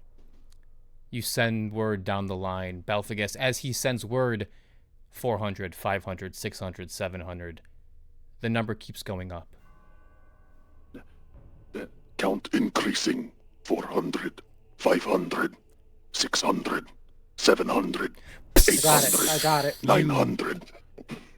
All of a sudden, flares shoot up into the sky.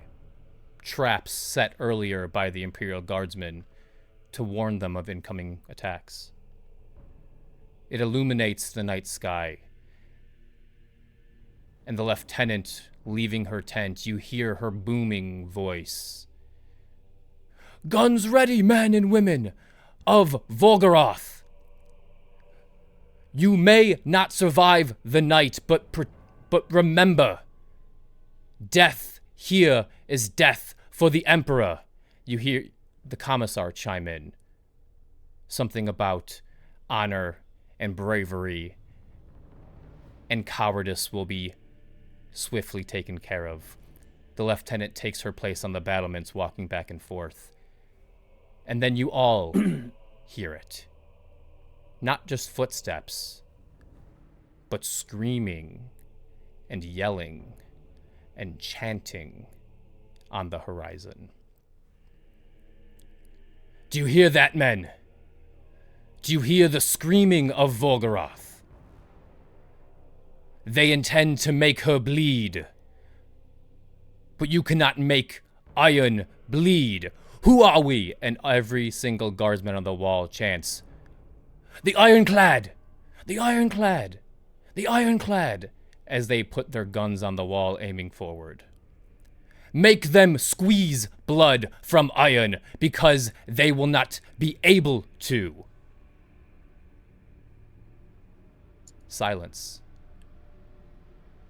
Wolf, you see it first. One guardsman approaching, hands tied behind his back, a thick chain around his neck, being led forward, followed by 100, 200, 300 men and women dressed in heretical garb, rusted, disgusting weapons, both melee and range, autoguns, lasguns, flamers. You see weapons teams starting to get in position, racking the breach of heavy bolters. You see the man in chains fall to his knees. Hands hit the earth. One of the guardsmen on the wall says, "It's Abernathy! They have Abernathy!" Silence! You can feel the fear that they notice this guardsman who they have.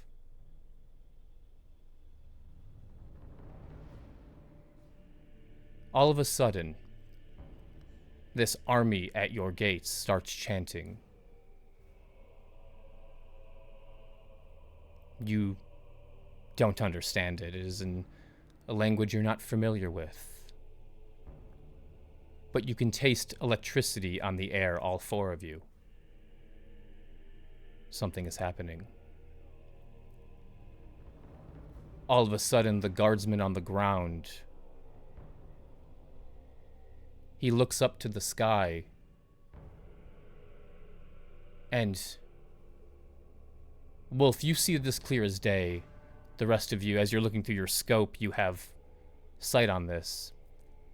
The other three, you can see it, but Wolf, you get a very clear view of it.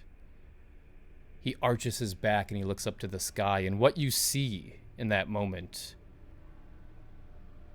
is unlike anything you might have seen before. His neck separates, his head separates from his shoulders as a tentacle rises from his torso, his head atop of the tentacle. His face splits open to an eyeball as his arms form claw-like anchors in the ground.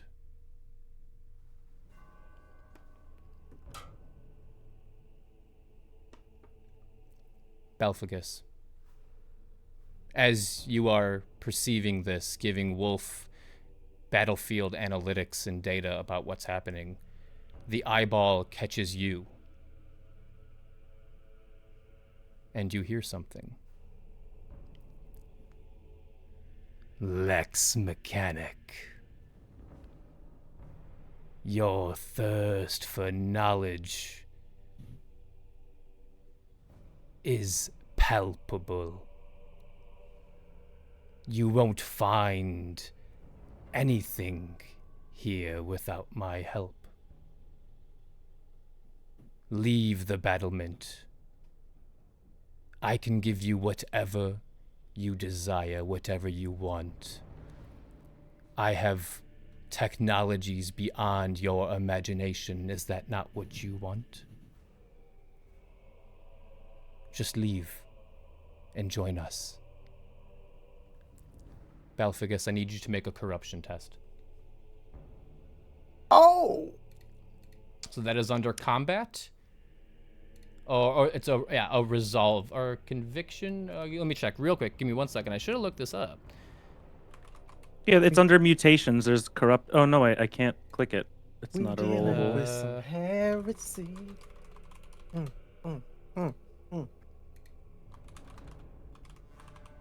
Why is it always Usulbard's characters that get it first? It is. You're right. It's a conviction roll. And since you are close to Sister Sarisa, Sister, I believe you have a skill that gives a member of the Imperium bonus die to corruption tests. I think you're right. Yes. Yes. I need purity, purity of faith. You and any allies within 15 meters gain plus double rank bonus dice to corruption tests. So you add- gain Add 2 dice. 6. 6 Nice. dice. 6 total. And it is a Okay. DN of 3. Whew. You are free to use glory if you'd like. Oh, I should have. I did not Oh. though. I forgot about glory. Shit. Uh-oh.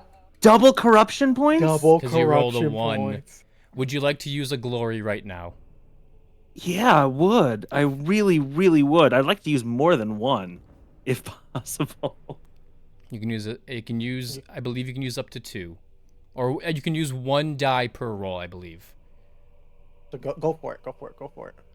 All right, how do I roll it? Just do public roll / roll 1d6. You need big money here. You succeed. You do not gain corruption, so we will fix that. Yeah, These you rolled a words, 6. Sister, with your purity, you feel as if something just happened. You're not sure what, but it was almost like a warmth has spread across the battlement, protecting someone. What you see, without a doubt, is obviously having an effect on the men, but something has just happened, but you're not sure what. Balfigus, the words you hear, and only you hear, it's like the tickle, maybe not you, but you as the player, Usulbard, when you get that itch in your ear and you just can't get it. You're like, I got something, I can't get it out, but it's not painful. It's almost cathartic in a way. That is what you want after all. You want knowledge. You'd be stupid not to take, looking at this army in front of you, its advice. But no, you stand firm. Your faith in the Omnissiah, and with the assistance of Sister Sarisa, you are stalwart in your faith in the Omnissiah. The knowledge of the ancients stands beyond question. He'll just say apropos of nothing to And you, Wolf, you hear this. And as... Oh, go ahead, Wolf.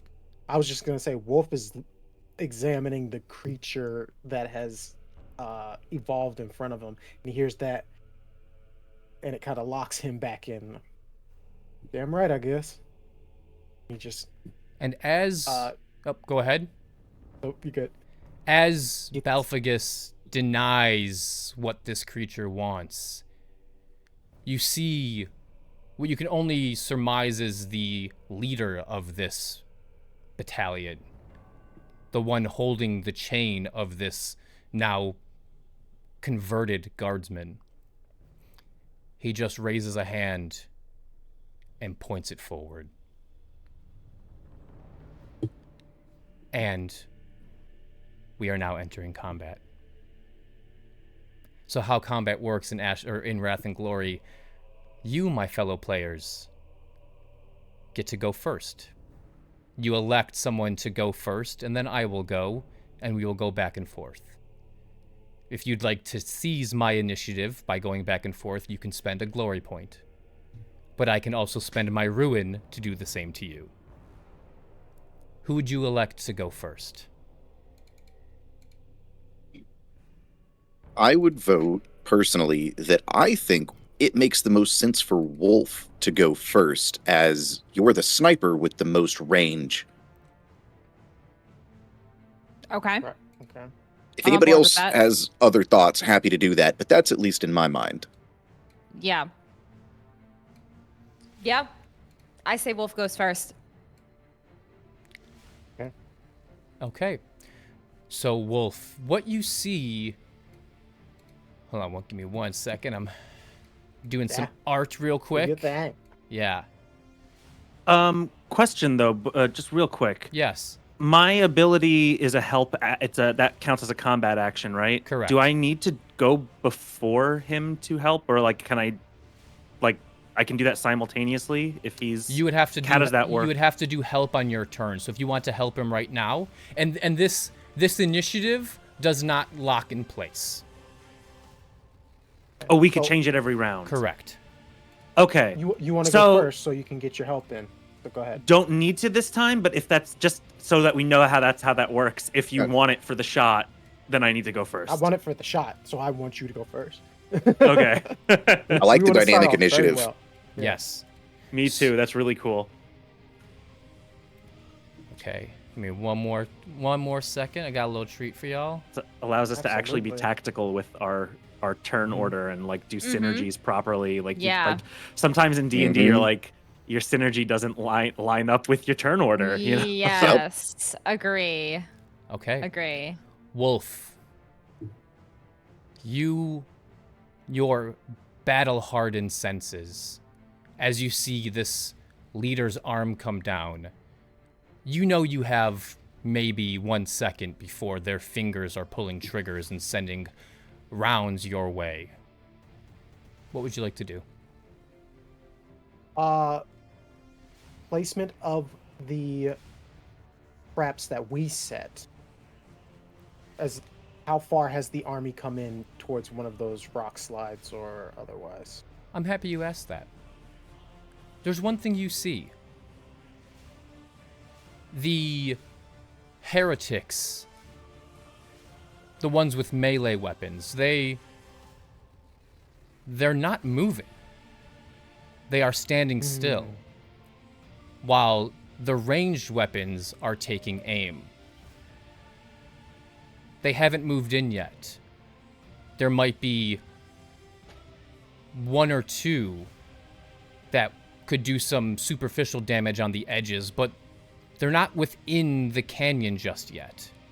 They haven't started their charge inside. Okay. Well, in that case, I think the next, at least for this Tempestus Scion, is to go down the chain of command. So, looking at that leader who's put his arm out, getting ready to send the troops in, can't have that. We need disorganized enemies. So, you probably aim for him. Okay. Balficus, I'm gonna need the sights of that main officer, if you could be so kind. Target distance 812 meters. Elevation drop 2.47 meters. That's a pop shot. All right, let's rock and roll. Go ahead and Just roll, hear the- Balfigus.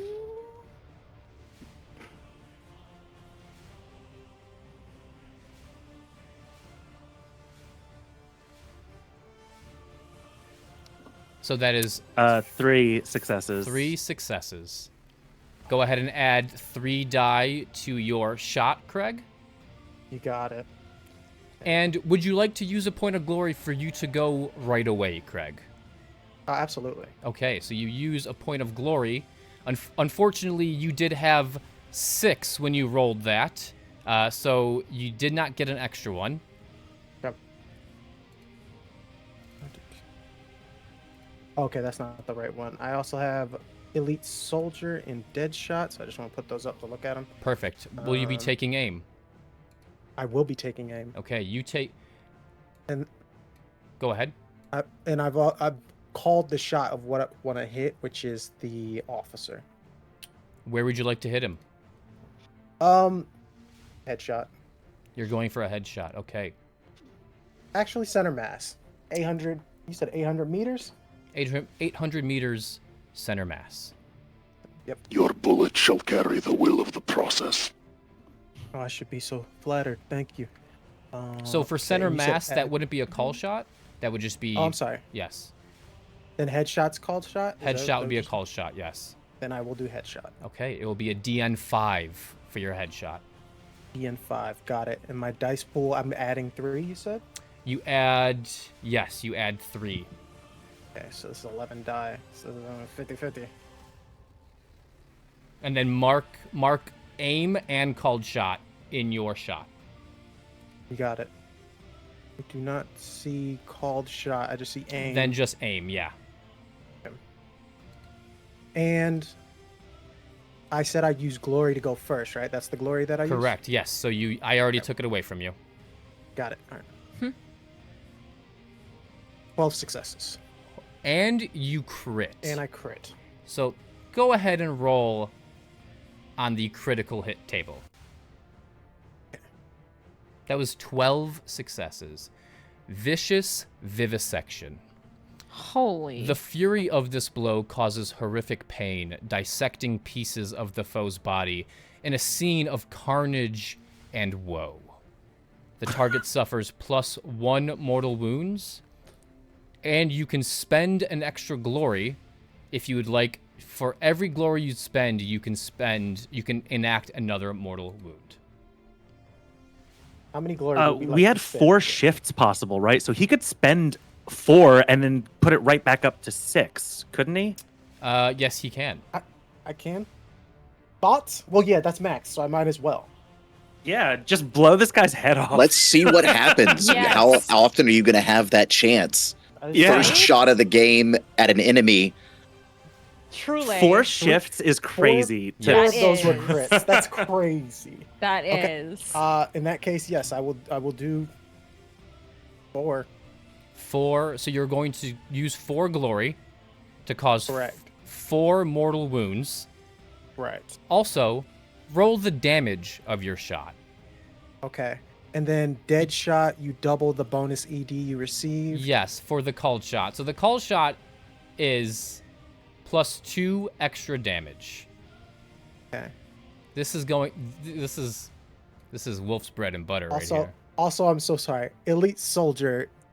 Whenever you spend glory to increase damage when using a weapon of the Astra Militarum, you can add plus rank to the final damage value. So yes, you can add 1 extra damage to it. So this guy just got hit with 4 mortal wounds. So he is taking 4 damage, regardless of how much damage you roll. Got it.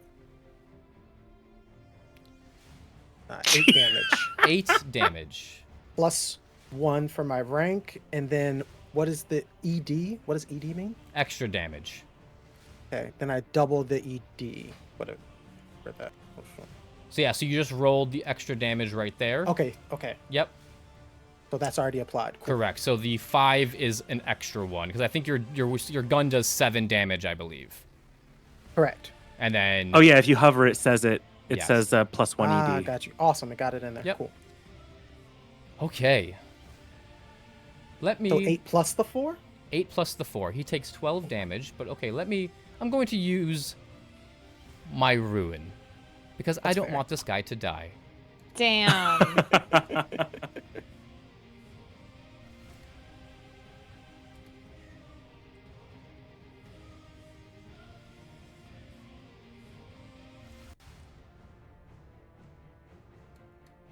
I am glad I did.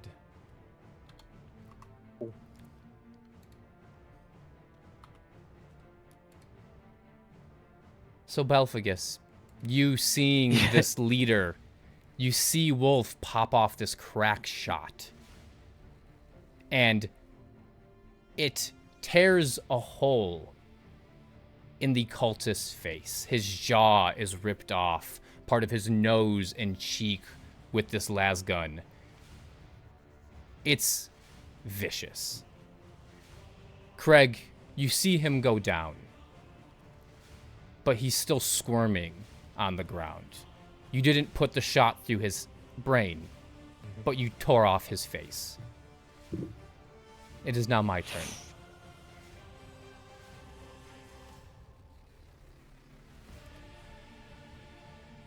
The one heavy weapons team on top of the hill unleashes a volley of fire at the bastion.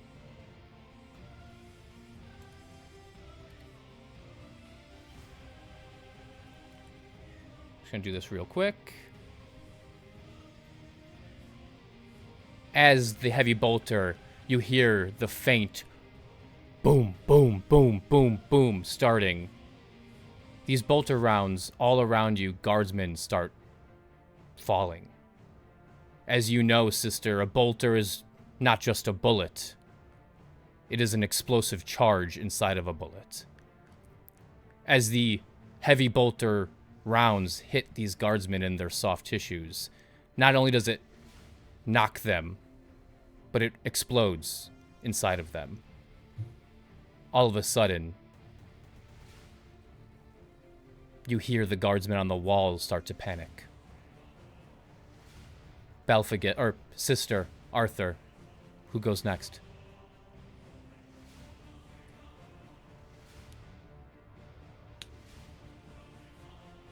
Yeah.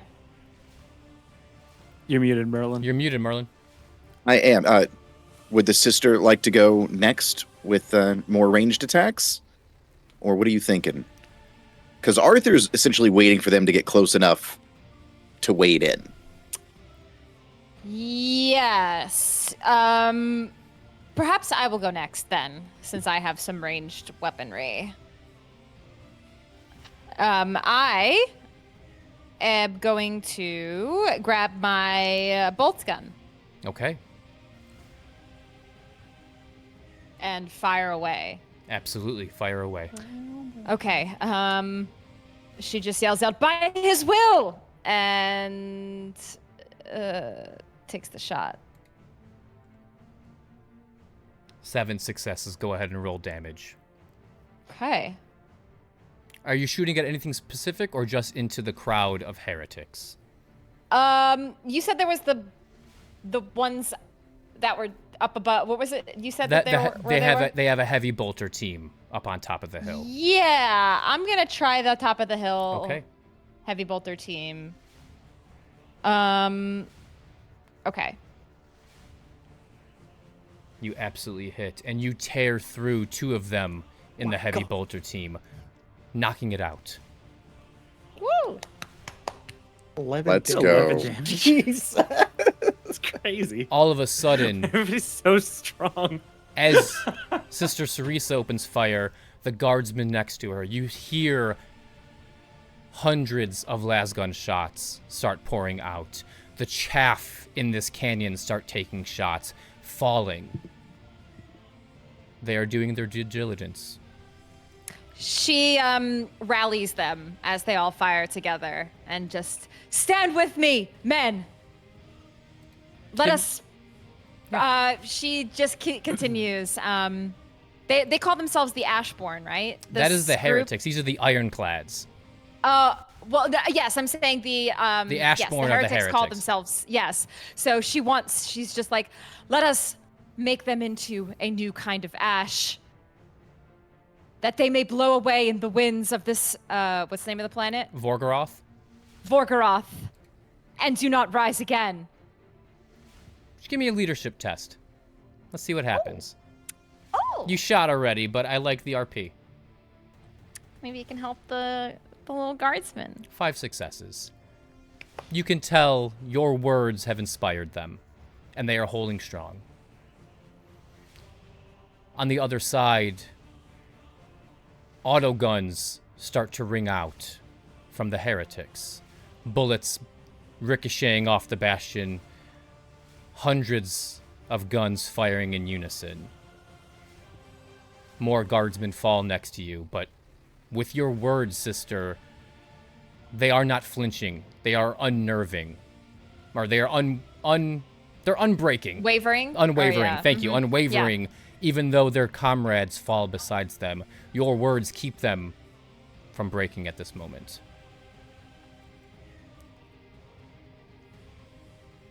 The creature that transformed before your eyes moves its tentacled head with its one big eyeball at the end.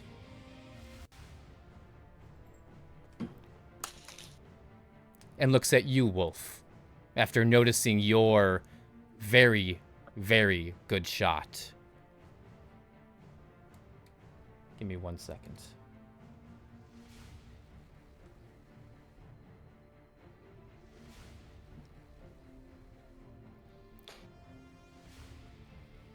All of a sudden, it locks eyes with you, Wolf. And you don't hear anything. But it's as if a spectral hand is reached inside of your chest, grabbed your spine, and yanked. I need you to make a corruption test. What was it again, Bijan? It is conviction or resolve. What was it? Conviction. And Conviction. it's Wolf, in make- combat or stats? It's Under combat on the right column. Got it. Conviction. Ooh, I And get 2 add- dice for this? Add 2 with Sisters Sarisa's presence. And this is a Woohoo. DN2, as this has not penetrated your mind. This is an attack on your soul. DN2. Dice pool is 4. Guys think I need glory or no?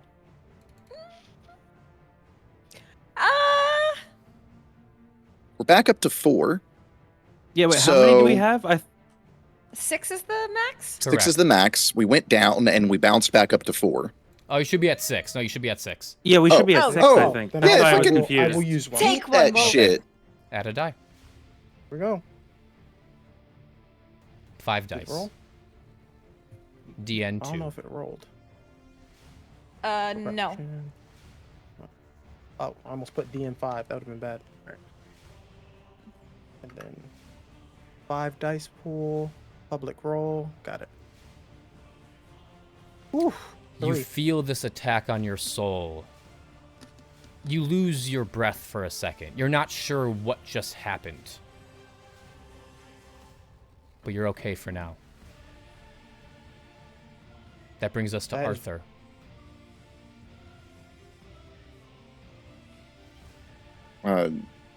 Did Balthagus go already? He did. He went first to give Yes. Wolf Okay. the That's right. Yep. So the melee troops have not moved in yet. They have not. Give me a... Got your Valkyrie. Well, yeah, what would you like to do? Are you trying to... Would you like to... Yeah, what would you like to do? I'm on the Vox comms, telling everybody, right? Let me know when the tentacle thing gets close. Yeah, I want that one. Okay. And I'm gonna go and look and like check on. Yeah, because Arthur's just down like outside the door, pacing and bored. Everybody else is having a good time but him. And so he is going to look around and make sure, like, are the basilisks firing? No. Are the mortars firing? Yes. Okay.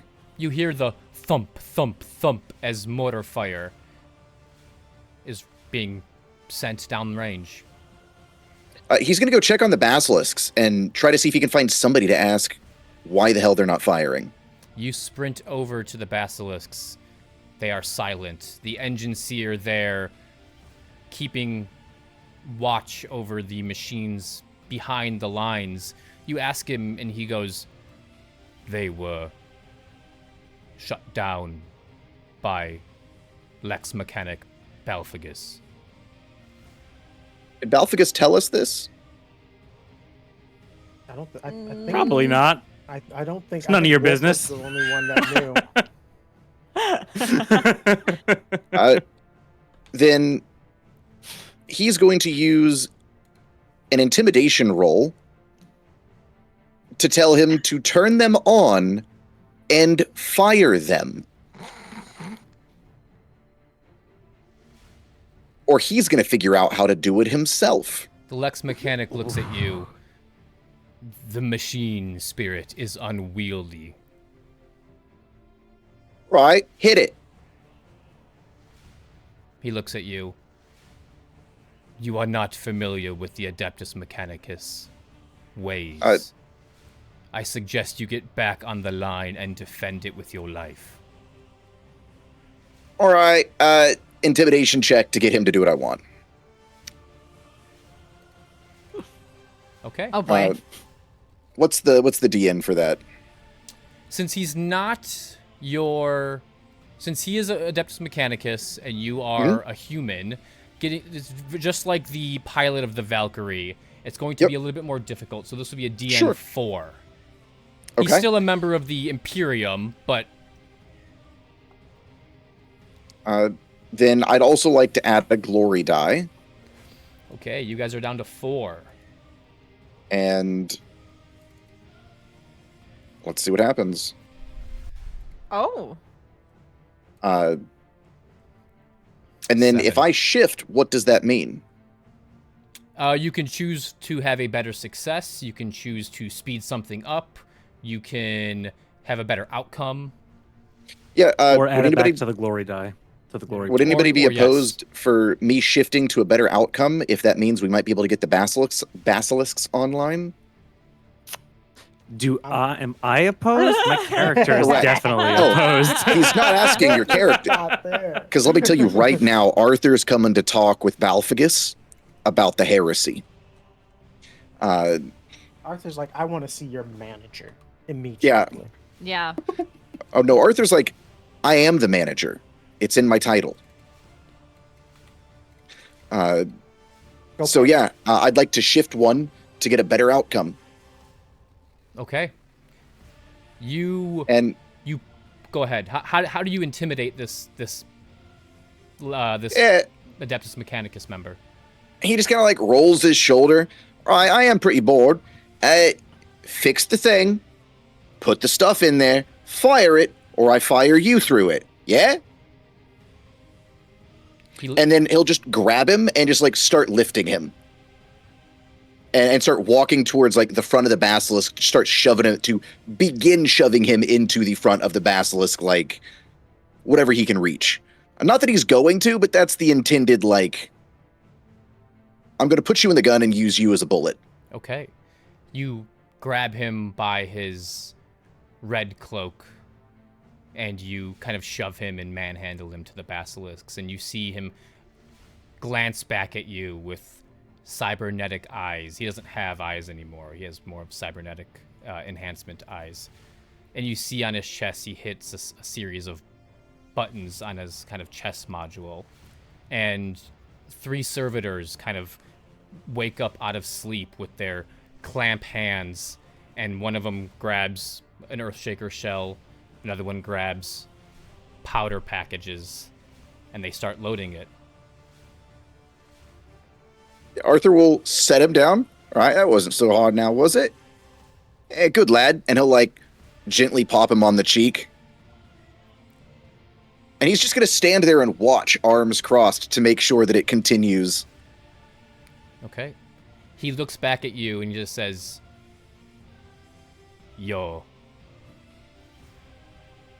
demeanor has been noted." And Yeah, will be make sure to get the cataloged." looks too. Damn. Okay. My turn. Do they fire? We'll find out. It's his turn. Okay. The eye.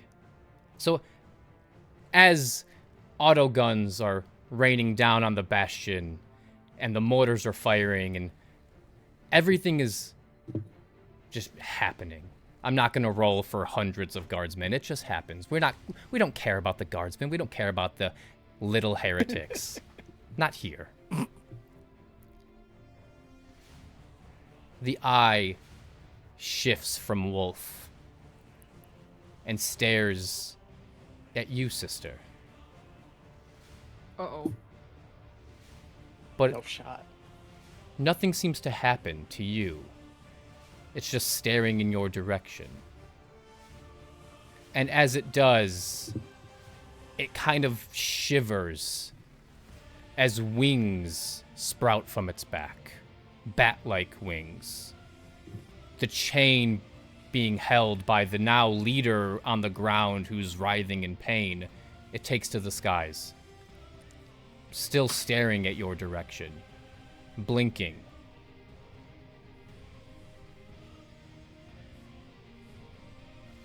She just looks at it with disgust, seeing those unnatural wings. This is just beyond disturbing. Good. Stirs something deep down within her. You want nothing more than to kill it. Yes. Well, good, because it is your guy's turn. Who goes next? Me. Oh, hell yeah! As I see that thing sprout its wings and begin to Take fly, flight. Yes. I'm aiming for it. You're aiming for it. Yes. Okay. Is that a called shot? I'm like, is that a call? It is not a called shot. Okay. But okay. it does add extra damage, but it makes it more difficult. Okay. Yes. The bolt gun has good range still. Yeah. Yes. I am not. so I'm not accounting for range right this second. This is more thematic. Got you. Yes.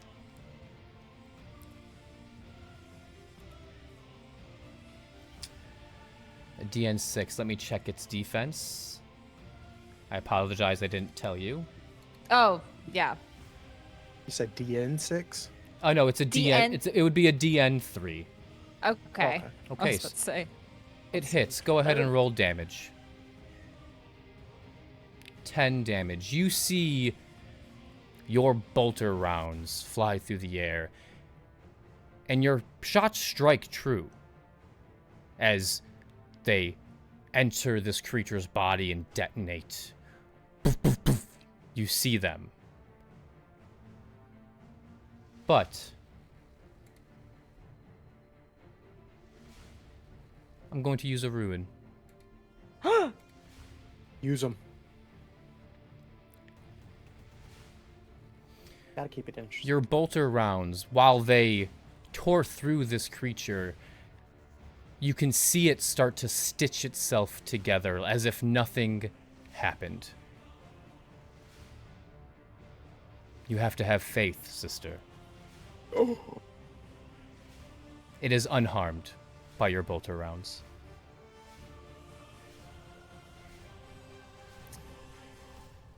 My turn. The leader writhing on the ground. He's holding his jaw. Can barely speak. Blood just leaking. He's staggering. This may be how he dies, but he's not going out without a fight. You can't really understand it, but his army does. The most guttural sense of anger, of hatred. You just hear, "Death to the false emperor. Death to the golden throne. Kill them all."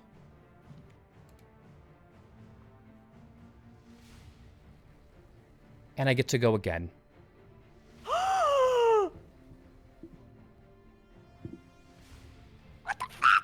This creature now in the sky is still staring at the Bastion. It's flying, but it's just staring. We're going to do a little bit of a contested roll. Who's going to go next? I'm gonna offer my help again. Fantastic. I was hoping Yeah. I'd hear that. Belphegus, That sucks. I need you to roll. I need you to roll either a. Just give me investigation. That makes the most sense. Okay. This is because you're not a trained soldier. You're not in battles often. This will be a little bit more difficult for you. This is a DN5.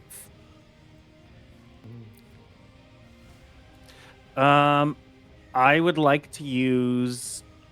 How many glory do we have? You total? have 4. 4? Yes. I don't know what this is. I would like to Yeah. use 1 or 2. What do you guys think I here? think you use 1 per roll, right? Correct. Yes. Oh, 1 per roll. Right. Okay. go for Here we it. go. So let's use 1. So you're down to 3. 6. Ooh, 6. a lot of ones. You are looking up at this thing. And it frightens you, but not because it's causing you harm just yet, but because you're looking at it. It's not doing anything, it's just flying there. Your brain, or what left of it is, your cogitator starts to as you take in everything. Your mind goes to the eye. It's almost human-like. As if this is a conduit of something else. This isn't... This is relaying information back. Not unlike how you do it. We are being watched, Scion. Exactly. All right, big eye in the sky. Needs to go blind. Copy. Something is watching us through that eye. We must eliminate this target. And he's gonna start giving you like target data, wind speed and stuff like that. So ballistic skill. Okay, so 2 successes. So add 2 dice. Add 2 dice. All right, I will. And my thing. So, called shot. I'm going for the eye. That is what Balfagus told me is the problem. I solve problems. So 2. So that's 10. And does that count as a called shot, GM? Yes, it would be a headshot. Okay. So it's 2 plus 2 difficulty. So it is a DN5. DN5. Got it. Okay. May I use a glory team? Yep. Yep. Okay. Absolutely. Wait.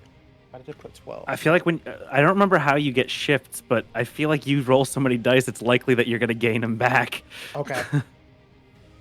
No. What the hell is it doing? I want 11 dice. It keeps... Oh, is it putting in the 2 for me? Pardon me? Interesting. Nothing. I noticed I was trying to put the dice pool in, but it was adding dice that I didn't add. Like the math wasn't mathing for a sec, but it's Got it. adding those dice that Balfagus gave me. Words. It we should go. automatically. Well, it gave me 2. No, you have each to time add I it typed yourself. in. Yeah. Interesting. So your dice So pool I is have 8. 8, and every time I put in 8, it immediately took it to 10. But you guys said I get 1 more for the glory die. So yeah, so add 2 from Belfagus, so it should be 10. Mhm. Aim Right. will make it 11. You're using a Right. glory die to make it 12. Okay. Yeah, and it just So many. changes it to 14. So I'm gonna put 10, so it'll. I'm not sure, yeah. Okay, and then for ED, the value's 2. Yep, Okay, got it. Because it's a called. Because it gets doubled. Awesome. correct. All right, here we go. Oh, you just hit Ooh. it. Just got it with 6 successes. No shifts. Yep, go ahead and roll damage.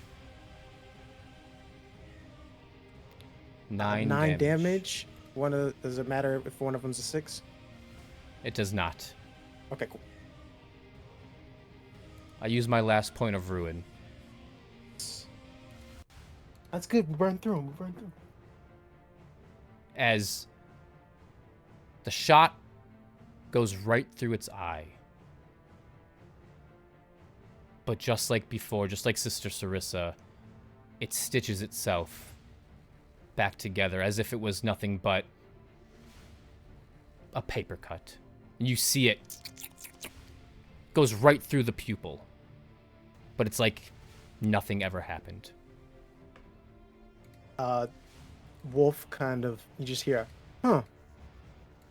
Maybe we need our own flying firepower. And I'll say that via the comms if we have it. Those mortars. We also have the The Valkyrie. Oh, Yes. right. Don't forget you can use that. It's like something gets heavy in the air. You see it before anything else. This crackling purple meteor coming down.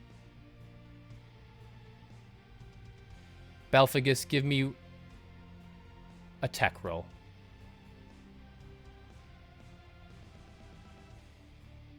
You're a nerd.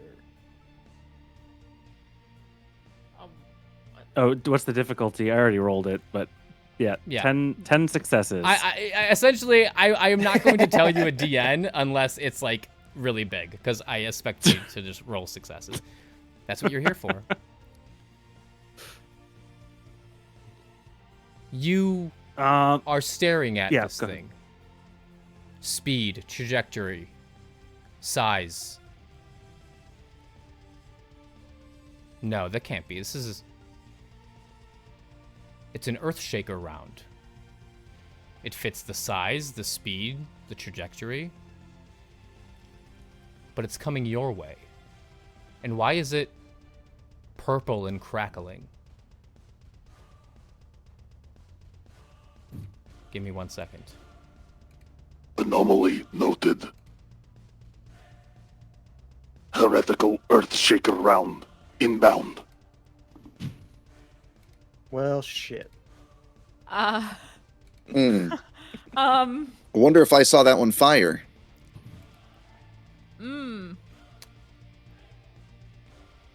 You, as it gets closer,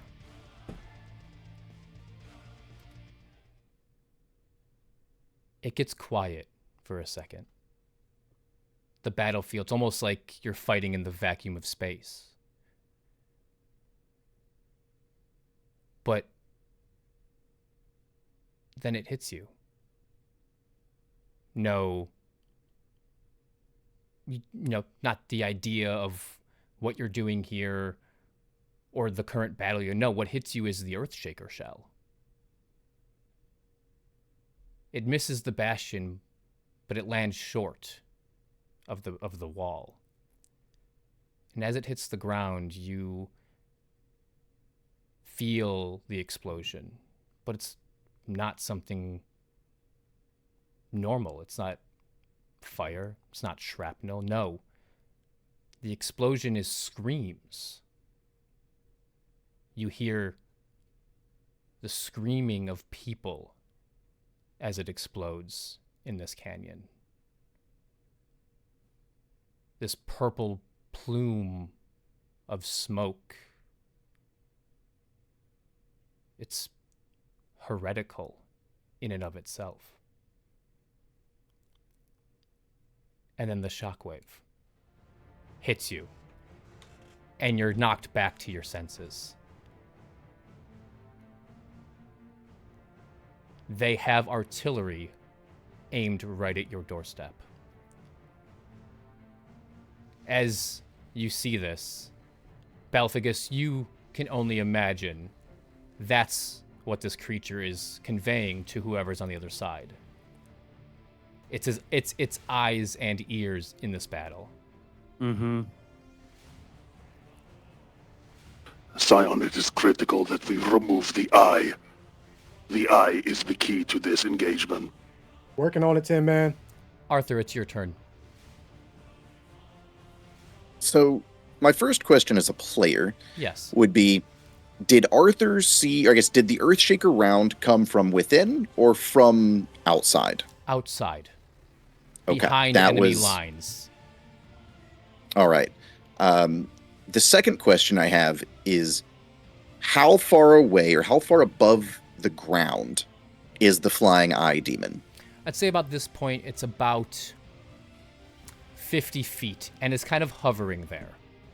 Okay, is he above, like, the actual camp? Like, where No. we are? No, he is Okay. keeping back. You Okay. hear this explosion, you hear the screams, you see the purple smoke. Not something you've seen before, probably. You're kind of jostled as the explosion hits. Yeah, right. Everybody else is having more fun than me. Time to get stuck in.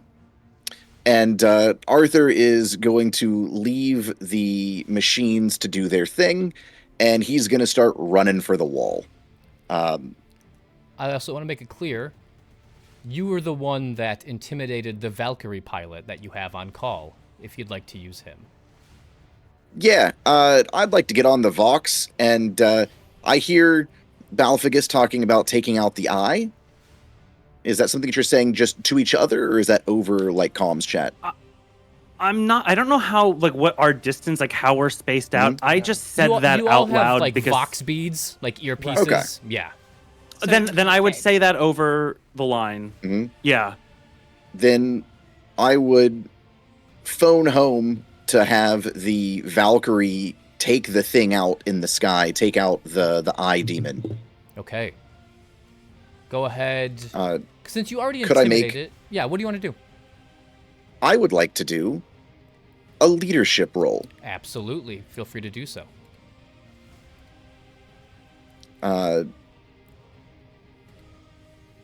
We're at 2 glory, is that what I see? Yes. Sir. Okay. No, I had 3 shifts. So Oh, you did. that should be up to 5. I just didn't say it before. Okay. I got And at 5, I feel better about using one. So I will bump my dice pool up. What is the DN for this? What are you trying to do? You trying to order I the am- Valkyrie pilot, or Yeah, I'm trying to order the Valkyrie pilot to do everything it can to kill the demon in the sky, hoping that a leadership role will get it to do so more effectively. sure, let's do that. Go ahead and roll leadership. Let's just call this you're helping with leadership. So any successes will add to their dice roll. Okay, perfect. Then with 1 extra die, And you get your glory back. nice. Nice. So 5 successes. You get on the Vox. What do you say to the Valkyrie pilot? Arthur would get on the Vox. Valkyrie, can you take out the thing in the sky? Big eye, kind of floating there. I think it's causing the bombs to hit us. Yeah, And you I hear really appreciate it. you hear back, affirmative, rogue trader. Our deal is now complete.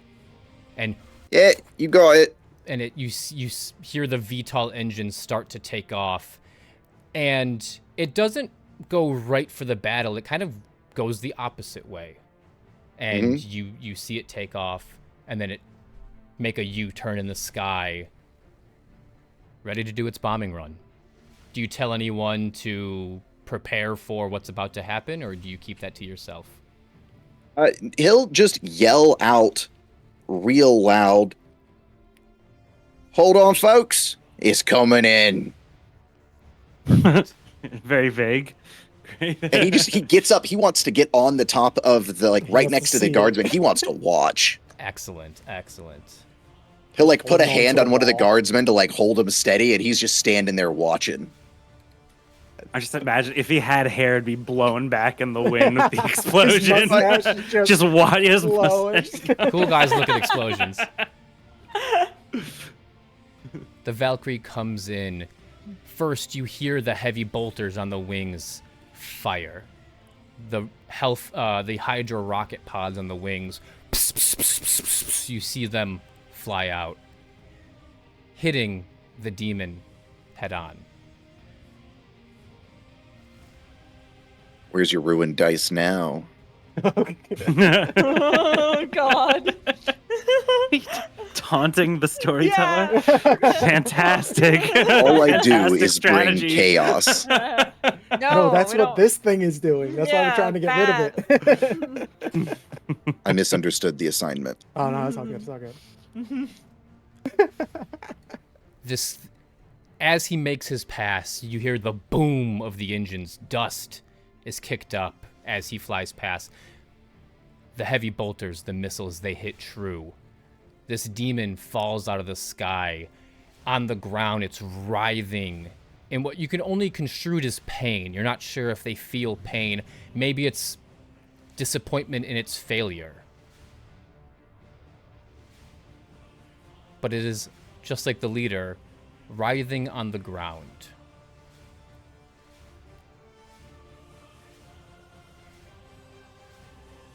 Trying to think of what to do, because it's my turn. My plan has been foiled.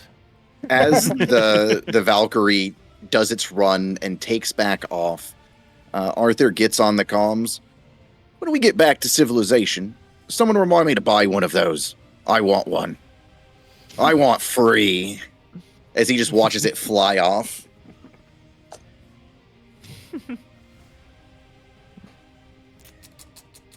Oh God. Okay. Trying to think. Okay. I was trying to think. Seeing this demon fall, you see like the heretical forces kind of like looking at one another. They were waiting for their moment, and their moment is now gone. The leader, clutching his jaw, just says, "Charge!" I'm not going to scream. It's late. And all the melee combatants start running, while the ranged combatants are providing covering fire for them on the Bastion. Both sides losing forces as they're charging. Let me see who they hit. Wolf. Got it. What is your defense? 2. 2. I'm in the high tower. If that helps. Fantastic. I get a point of ruin back. Because I rolled a critical on my dice. Nice. Not for me. You know what? I'm happy for you. Thank you.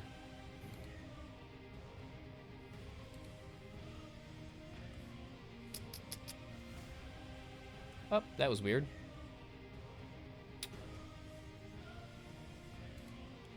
What is your resilience, Wolf? 8. 8. Auto guns ricochet in the tower that you're in. One of the rounds strikes true against your chest. You're kind of knocked back as you get hit, but your carapace armor that you're wearing takes the brunt of it, and you are okay. Dang. See something. I'm going to use my point of ruin to steal the initiative and go again. The demon writhing on the ground. Its wounds not stitching like you, sister, and you, Wolf, saw.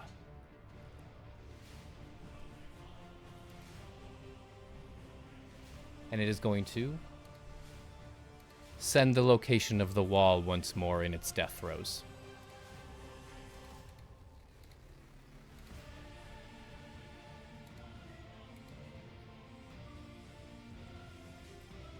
You see it as it's writhing on the ground, staring at the wall. Once again, you see a light on the horizon as a purple object starts flying your way. Belphagus, as you saw it before, you're counting.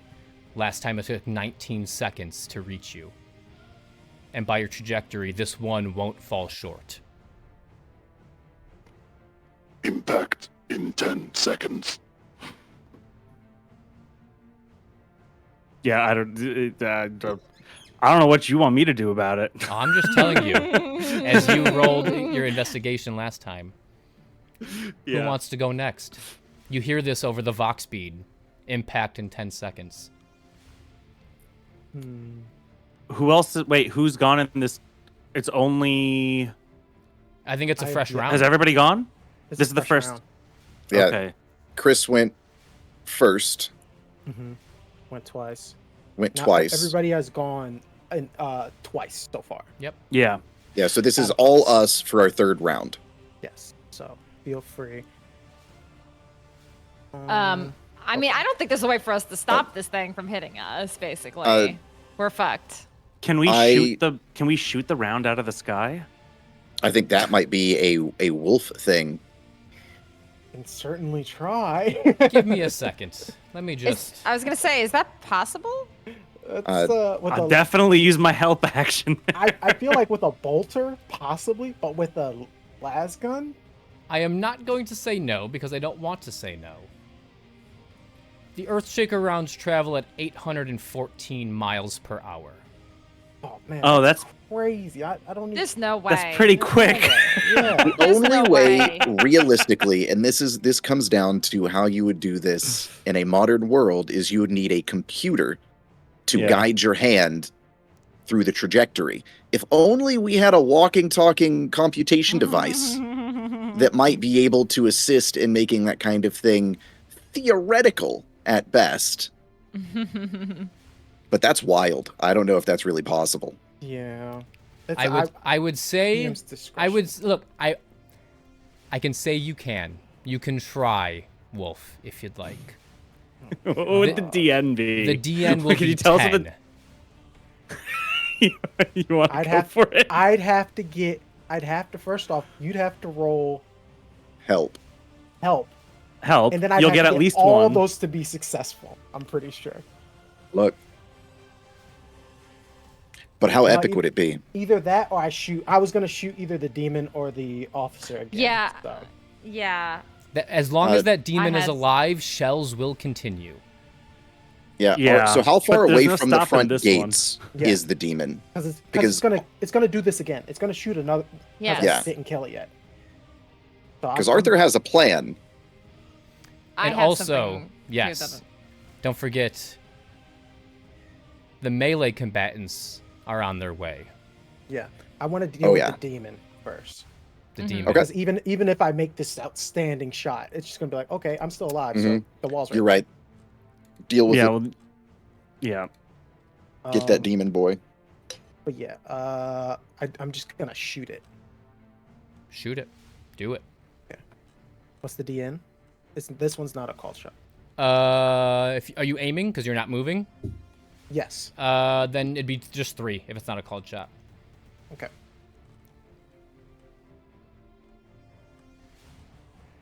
Oh, it's giving me 2 dice because I'm aiming.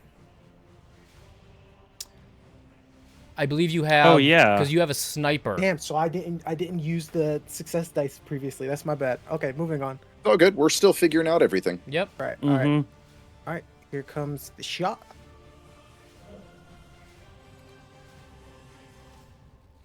You just got Successes. 10 I successes. would have. That I would have right gotten it. there. I would have shot that damn That shot out the right sky. And I didn't there. even use help. I didn't even give you help. Oh my god. You need to have more faith. I You do. Apparently, I do. You do. 10 successes. Oh my god. Okay. It's That's 3 okay. shifts as well. What's the rule with the shifts? I don't know what that is. You can cause extra damage. You can bank them for glory. If it's a crit, you can have exploding crits, so you can cause more critical damage. Okay, it's not So- a crit, so So you can bank one and use one for extra die for damage. I will do that. Okay. I will- Remember when you because we're isn't at- it when you shift, you get extra damage because of your sniper traits. I Your do not fancy. believe So No, that was a different thing. You could add glory. That was. when When I you add use glory, I glory, get yes. an extra rank. Okay, I do not, that's what it so was. I do not. Yeah. Yeah. But So I mean, will like shift. theoretically, if you get shifts, you can just like offset them with the glory every time. 7 damage is what I'm reading. Your shot lands, but it doesn't seem to injure it.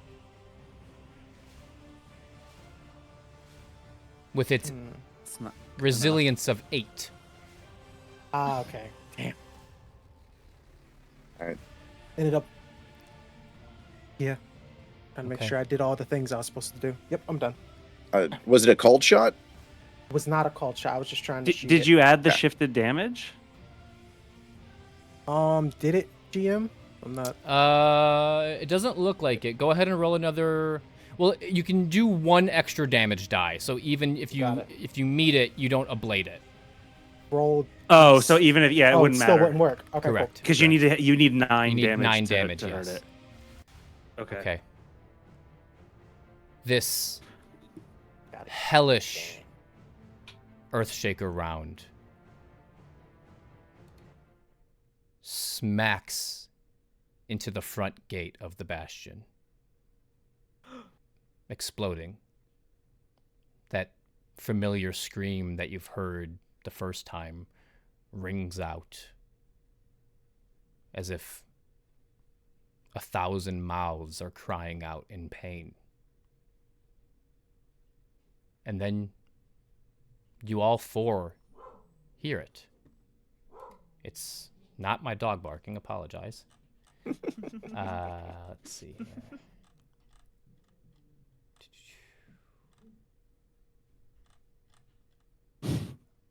Apologies. You're good. Where is it? I have... I lost it. Anyway. The demon writhing on the ground. You can see it starts to wither. Starts to wither away as it's almost desiccating, drying up, as if its power is waning. But you hear it in its death throes. It says something to you all. I am the silence between bombardments. I am the truth of the crater of the Ashborn. I am destruction incarnate. And the creature shrivels, bursts into flames, and is gone. Your bastion is now exposed. I know we've about 15 minutes over, but I'd like to finish this battle. I promise I'll make it quick. Is that good? Oh, Yeah. Perfect. The Earthshaker round hits, cracks open the front of the bastion. Men and women of the Ironclads panicking, screaming, balefire burning them, purple flame. All of a sudden, a chain reaction. The Earthshaker rounds that you had planted detonate along the bastion. Boom, boom, boom, boom, boom, boom. Throwing up dust and smoke. Doesn't destroy it, but it causes a chain reaction down the line. Along the rock-lined walls of this gully. The charging cultists, you see them disappear in smoke and rock as rocks fall and fill the gully. You hear screaming, you hear crying, you hear heretical curses to you and your false emperor. Catch your breath for a second as the dust is filling the air. It is one of your turn. Something, what you wanted to happen, happened. You just didn't account for a heretical bombardment on their side. Did any of the melee troops make it through the bombardment to get closer to us? Yes, about 20 did, and they are storming through the gate. Then I would love to take the first move as Arthur and Arthur is going to hurl himself over the gate. Oh, they're inside. You don't have to hurl. Oh, they're inside? Yes. Oh, then he jumps into them, but he yells out, "Sister, bring the flamer. The heavy flamer." And he just enters combat. Will you be charging in? Oh, yeah. Fantastic. Oh, yeah. With your power axe, I assume. Nothing less. Love it. You charge in to these cultists here. I have some art for you. Ooh. Yes, please.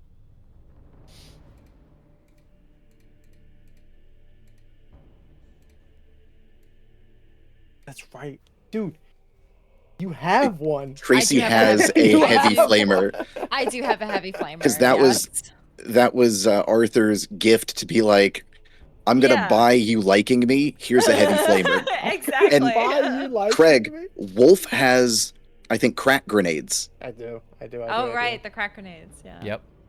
Oh, my goodness. These 20 bought y'all's cultists- friendship. Yeah. Mhm. Sorry. No, go ahead. Where's my gift? Oh, the voice on still. yeah. Where's Balfagus's gift? These 20 cultists have made it inside. Chaos in the truest sense is now happening at Bastion Afira. Morales are broken. You hear the commissar yelling, but you, Arthur, your eyes are on these 20 poor souls that you're charging into. Go ahead and roll your attack. All right. That is going to be a power axe. I will use a glory. Do it. What is the DN? Oh, for these, not much. Let me check. The DN is 2. Oh, these poor guys.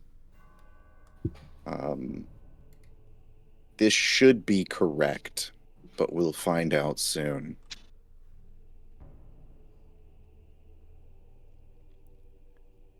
You hit. You also crit. Go ahead and roll the critical hit table. Oh my days. Ooh. Ooh. Headshot. Headshot. Let's go. As you charge in, go ahead and roll the damage as well. Take that disgusting filth's head off, Arthur. Oh god. 14 This- damage. Oh my god. As you charge in, these heretics were not expecting you here at these gates. And I mean this in the truest extent. You turn... Sorry. But I didn't mean to actually Oh. post that in chat. Oh, I was okay. hoping it was going to be a I was pop-up. like, oh, did I need That to was know for that? me. That was for me to make sure that it did it right. So in this game there are mobs, and that's how you kind of deal with these little chaff. There's 20 mobs in this squad charging in. Arthur hits. Not only does he connect with his power axe, the shimmering axe head with its power field on a molecular level, cutting through cloth, steel, bone. You just unleash a brutalistic onslaught upon these heretics. You decapitate multiple of them flawlessly. You don't stop. Hack, hack, parry, hack, hack, hack. You cut down 14 of the 20 heretics in just a few seconds, like a whirling blade of fury. I'm not even going to take my turn because I want Tracy to shoot the heavy flamer. These last 6 heretics see this as you are dripping with the blood of your enemies. The slight hum and shimmer of your power axe, due to its Oh, sorry. I was like, what Belphegis roll? Due to its power field, the blood of your enemies does not stick to it. It is immaculately clean while you are covered in blood and viscera. Sister Sarissa, Arthur had asked you to get the flamer. And I will indeed. I will hear no further falsehoods to the throne. If I have to hear one more of them speak these words, I grab the flamer and the heavy flamer, and I run next to Arthur in combat and just cry out, "The Emperor is eternal! You are ash!" And I just cleanse them with my purifying fire.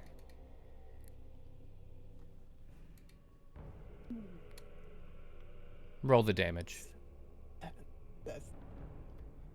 The 6 remaining heretics, as they are backing up from Arthur as he's standing there menacingly, do not see you bracing this heavy flamer as you point it towards them.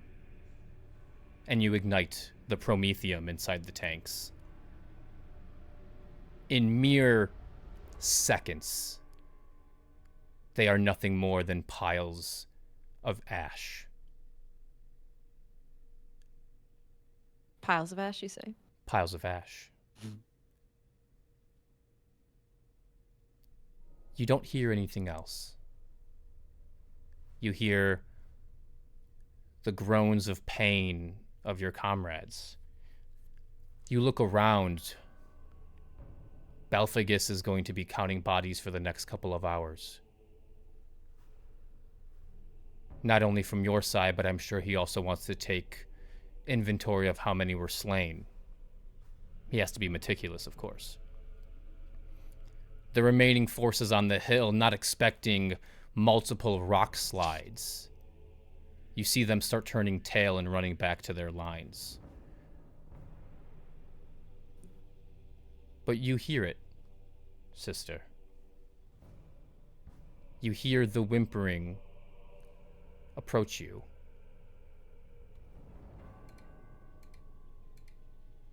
One second.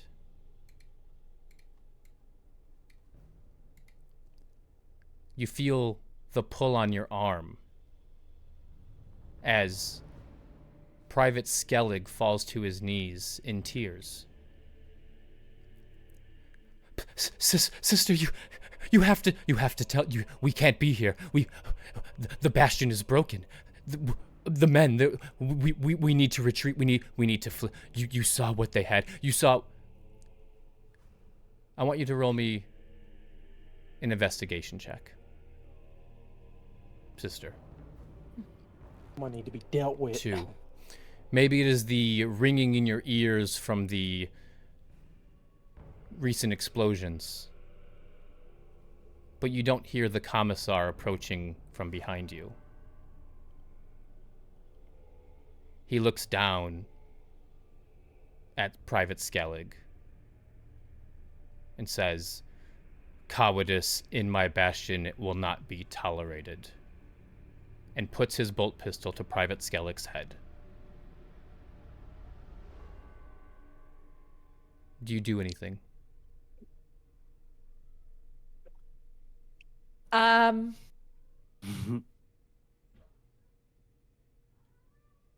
I don't think Sister Sarissa, I don't think she does. She just kind of is gathering her bearings and without hesitation, you hear the bolt And any of the rest of us fire. Can any of the rest of us see this to spend a glory to interrupt? No. Okay. You are dripping. This happened in but a moment's notice, and my cat is yowling next to me. I apologize. My animals are like, "You've been on stream too long. Pet me." They're like, "How dare you, Mhm. Private Skellig? What are you doing?" yeah, they're watching too. And the commissar treats Private Skellig like he would any coward, with death. holsters his pistol after executing Private Skellig on the spot, looks at you, sister, and says, "Faith in the Emperor is the only thing that protects us, sister. You would be wise to remember that. Make it known that the Ironclads are not without faith." Turns about face and walks away. Like it's a normal Monday for him.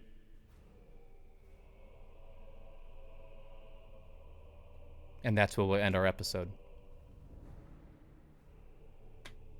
Just question my faith? Commissar? Do you know who you're speaking to? This commissar out to not wake up. Let me tell you what.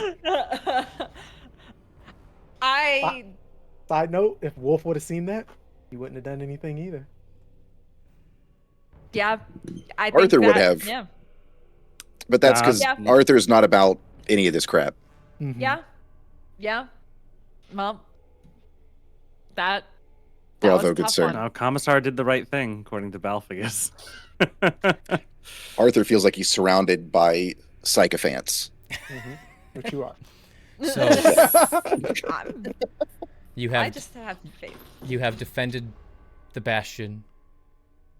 At what cost, though? You made your deal.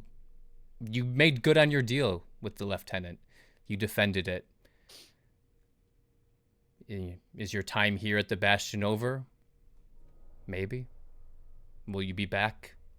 We'll have to find out. Maybe next week for episode 3 of Ashes of the Lost. Thank you, everyone, for watching. It went a little over. I wanted to wrap up this battle. I wanted it to be intense. I wanted to show the gravitas of what it's going to be like moving forward. Oh, yeah. And now you know they have heretical artillery somewhere behind enemy lines. Maybe We're you'd gonna want to find deal it. with that before moving to the Vox Arc. Maybe you want to go right to the Vox Arc. After this, you'll be, let's use Arthur's terminology, you'll be unchained after this episode. How much do you think heretical munitions go for on the open market, though? I don't know. Rogue Trader will have to find out. Let's see you try and sell them. Yeah. Okay. Until next week, everyone. We'll see you later.